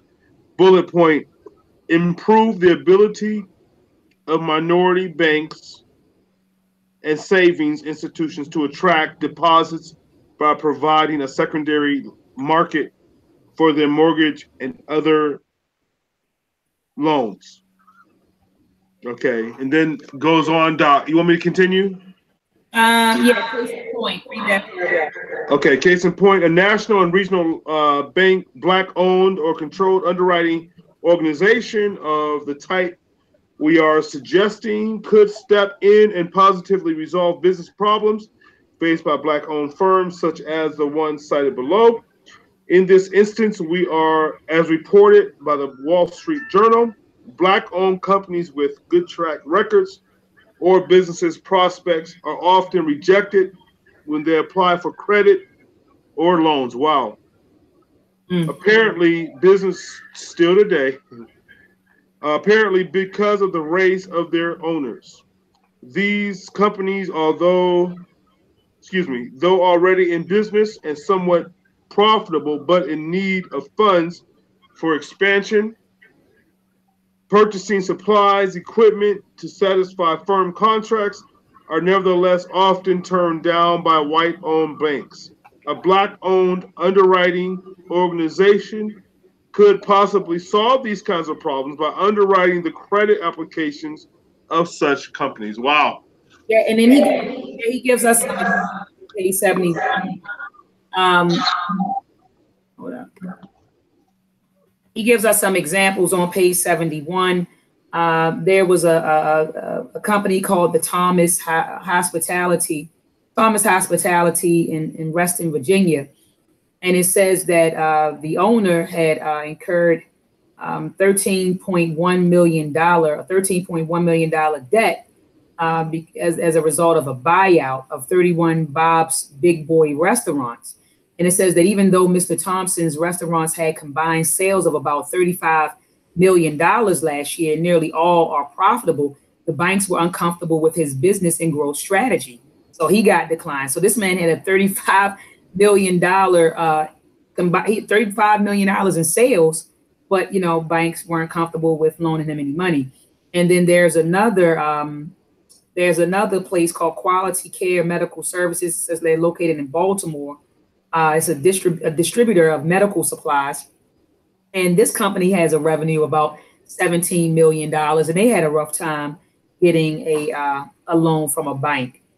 So can you imagine Brother Impu and Brother Travis and Javon, companies that aren't even, grossing $1 million in sale, how, we would get, Ed Anime Productions hasn't grossed $1 million in sales. Hell, we haven't even broke a $500,000 yet. And so can you imagine how problematic it would be for us to get, or for us to secure a loan? But anyway, he goes on to say that it's encouraging to note that there seems to be an increasing number of private venture capital companies being developed to deal specifically with financing Black-owned and minority-owned businesses. And he lists one. He said he gives us one, and it's the Levmark Corporation. And the Wall Street Journal wrote about them. I don't want to get into that, but he's saying them, and then someone by the name of TSG Ventures, located in Stamford, Connecticut. And then at the bottom of this paragraph, he says that a company was awarded $4 million, and they got the money from Marriott International Incorporated and Shoney's Incorporated.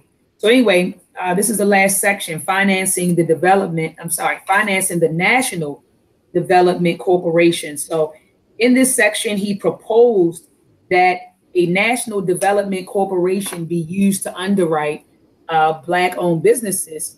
But he's saying, well, how do we finance this National Development Corporation? All right. So it says the question is, how is the African American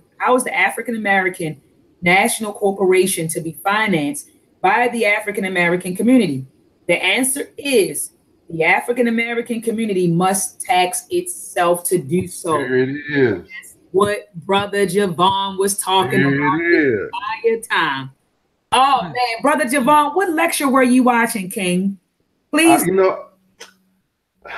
Someone took a piece of his clip. It's one of the clips that has been removed. I have seen all of Dr. Amos's clips. But this particular one has been removed. And this guy, apparently he had the clip and he added it into a documentary he made about people creating a tax system for themselves.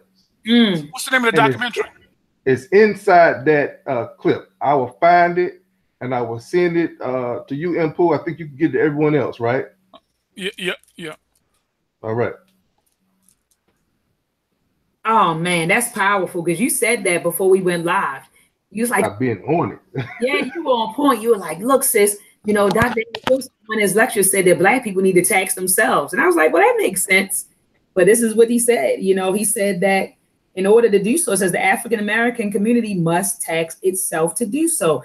That is, the community must pledge in a way similar to the 1036 pledges initiated by Reverend Leon Sullivan. It says to give a fraction of its monthly income for a limited period of time to funding the National Development Corporation. Right? I mean, this is no different, Brother Travis, than, we do 10% tithes every Sunday. You have folks that will literally donate 10% of their weekly earnings or bi-weekly earnings to the church. So Dr. Amos Wilson is saying that, hey, we develop a tax system for ourselves. He says, what would be the mechanism by which monetary pledges by community members would be reliably forwarded to the national corporation? The answer to this question is, it says we will borrow liberally from a funding idea advocated by Kermit Eddy, head of the Black United Fund, a nonprofit corporation in New York City, for financing that organization's charitable and developmental activities. He suggested that employed African Americans instruct their banks to deduct or withdraw from their bank accounts a specified amount of money each month to be sent to his organization. Of course, retired persons and others who receive income from pensions or retirement funds or who have ample wealth need not be excluded in this matter. Organizational accounts could also apply this technique. The amount of the pledge and the number of installments made to pay the pledge, as well as the period of time over which it will be paid, will be left to the discretion of the pledgee. Banks can enter this arrangement willingly because they profit from charging a modest fee for executing the transaction. So Dr. Amos Wilson is suggesting that we tax ourselves and that we use this tax money to build a national development corporation that will underwrite Black-owned and operated businesses. He's telling us in That's right. Powerful.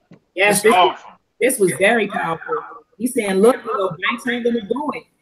Banks participate in redlining. Banks participate in racial discrimination. Yes. So they're not going to fund you. So Dr. Amos Wilson said, hey, look, you guys can start a rotating credit association or a SUSU, right, where you put money in a pot and start funding these businesses, or you guys can collectively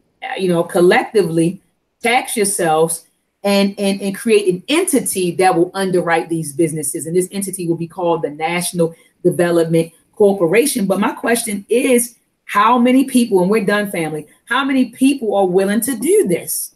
Like, how many people are willing to say, we can start tonight. Everybody we can start a SUSU right tonight. Everybody rotate a month. Who want? Because everybody has a business enterprise. We can start just this small with us setting something up. I'm with, and each month we rotate it. We can set up a PayPal or whatever. Everybody can set up a PayPal. We can send a PayPal money to each individual once a month.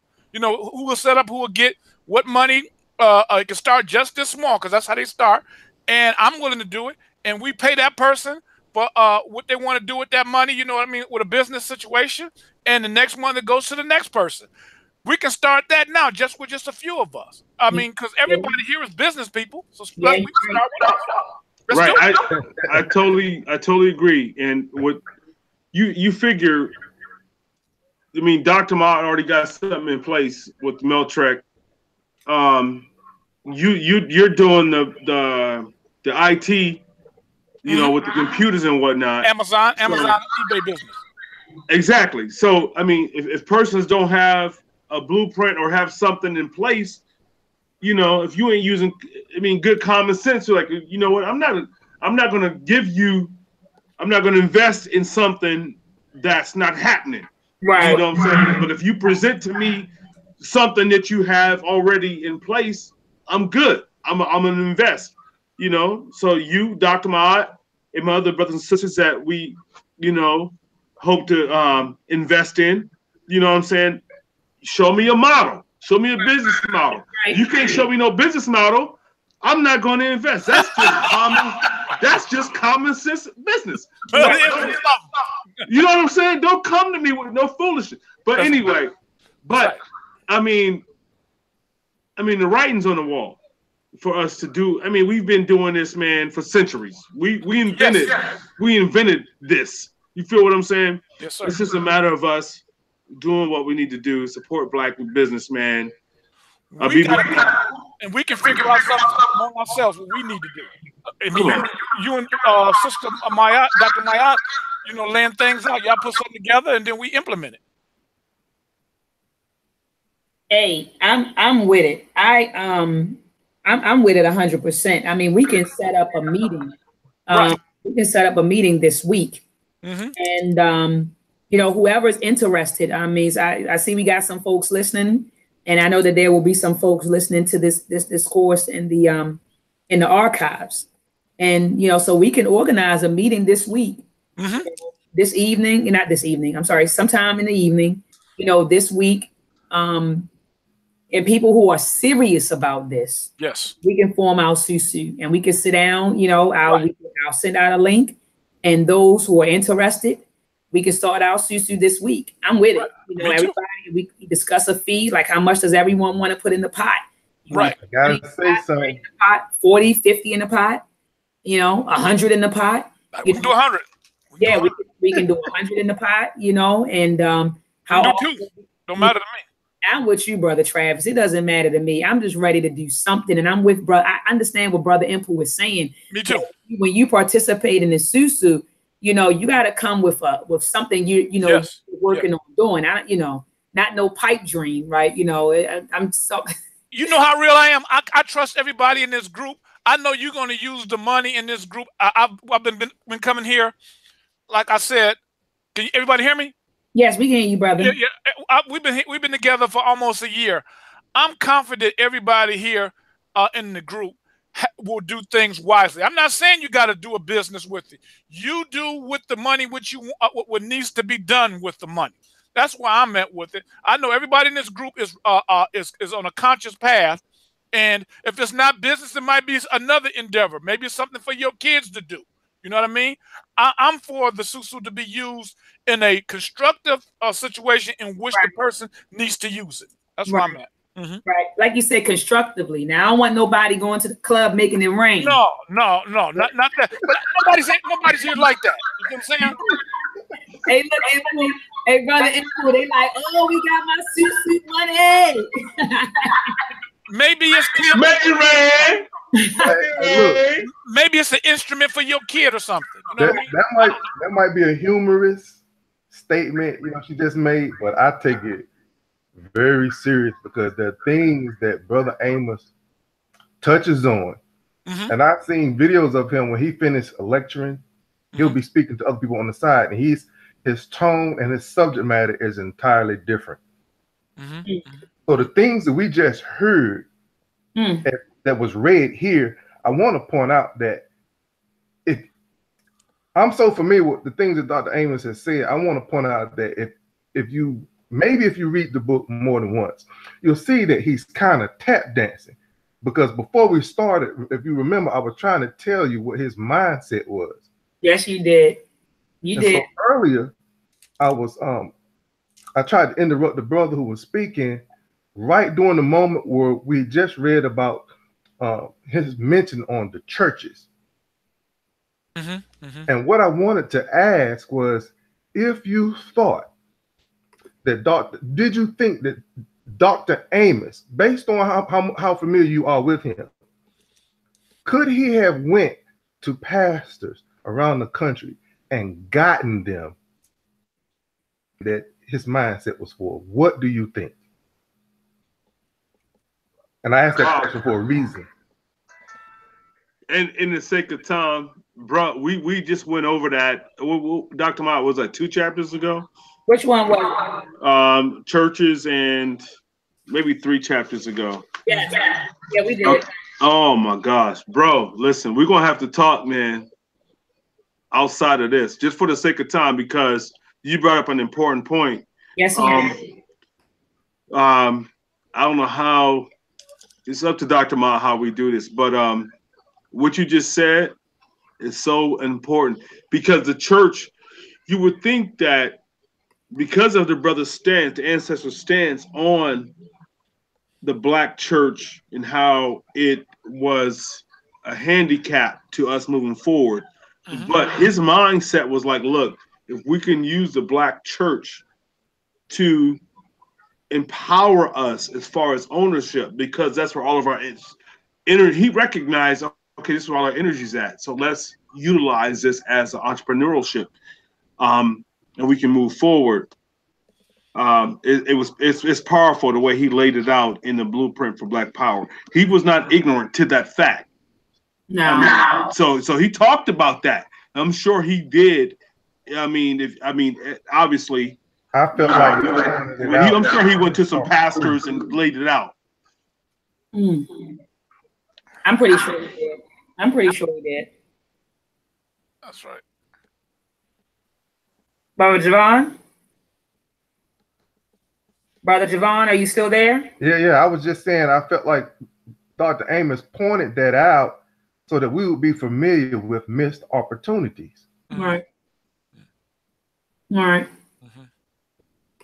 he's right, Brother Impu's right. He covered a couple of chapters, mentioning the church and other entities, and he sure did.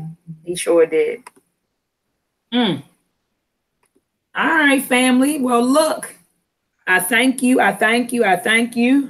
for tuning in to the Resurgence of the African Mind Book Club. We knocked down literally 28 chapters of Dr. Amos Wilson Blueprint for Black Power. We have 3 chapters left. The next chapter is called Investment Club, I believe. Hold on, let me look. I closed my book. Going into that. We're already going into that area. Yeah.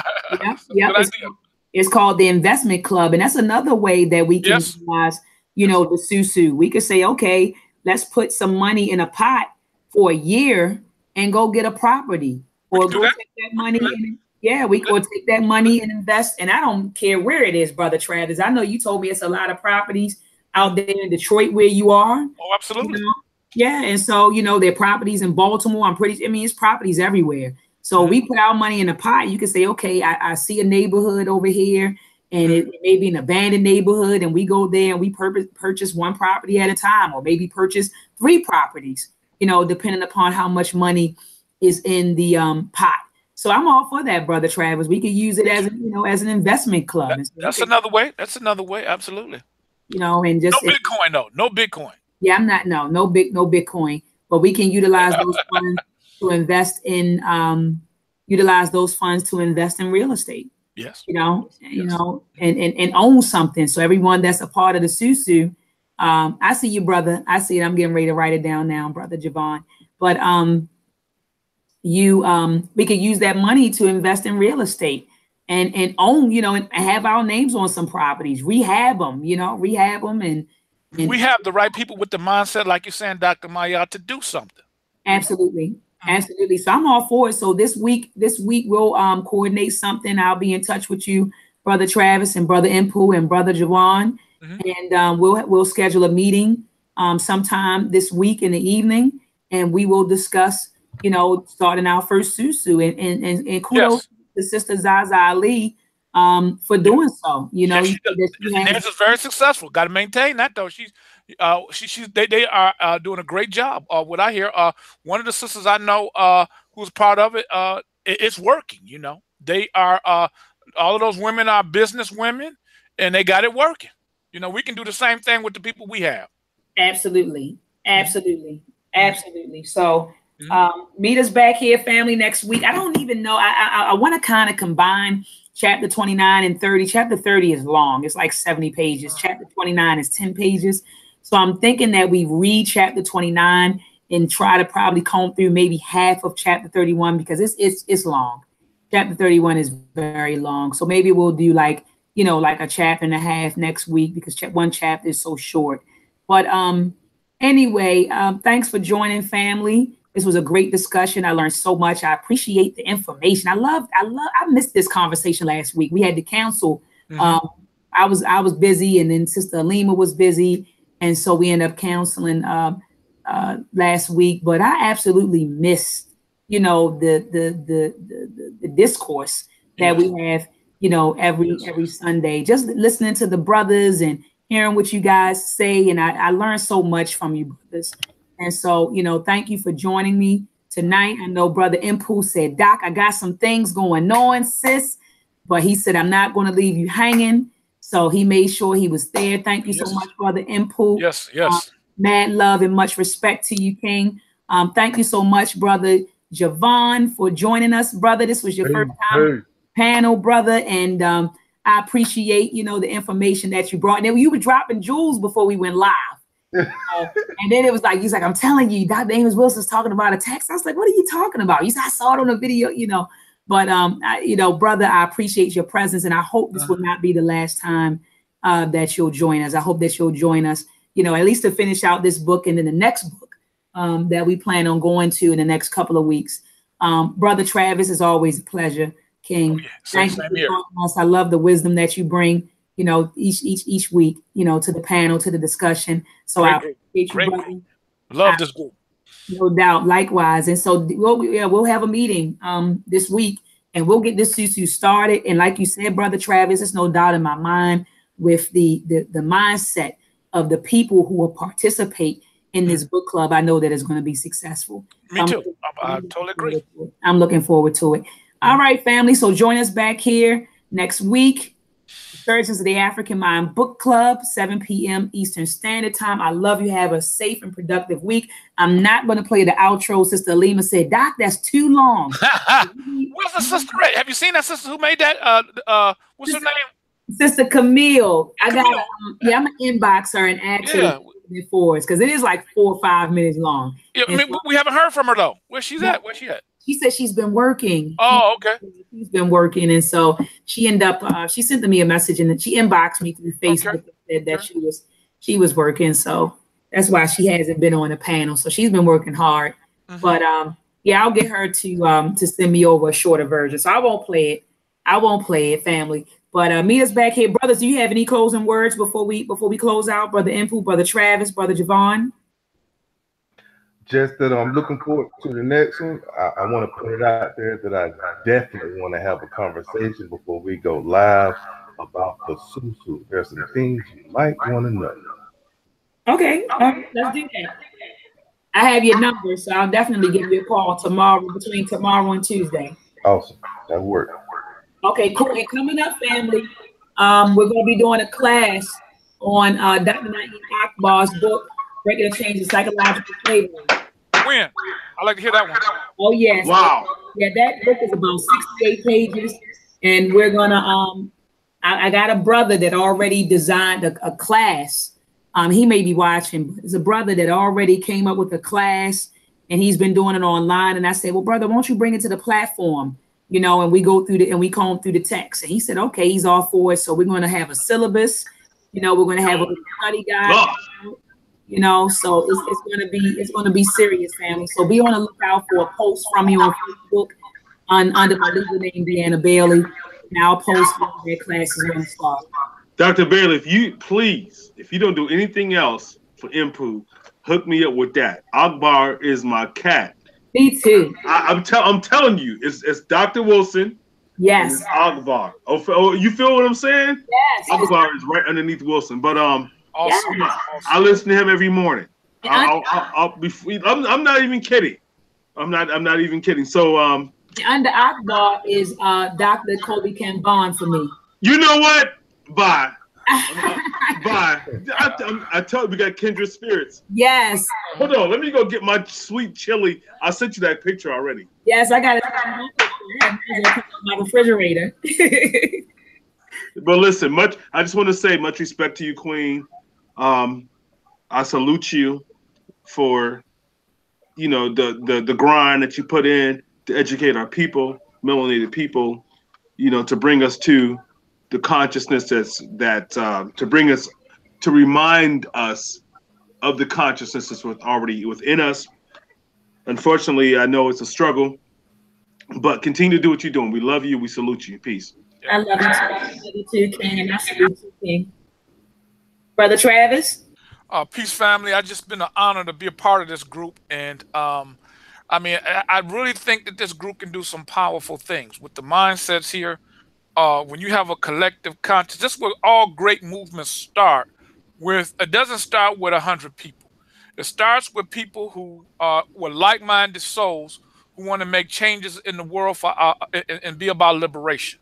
You know, no group starts with thousands of people. It starts with people want to move in the direction, not just articulate the struggle or be, you know, just market to our people on Facebook, but really just want to be about a social change, a collective group. That's what I like about this group. Everybody is about action, not just articulating the struggle. I'm just happy to be a part of the group. No doubt. I'm up here. Look at this, texting in the group. Okay, no doubt, King. So, all right, I'm going to let everyone go. Have a safe and productive week. Black Power. Peace. Peace.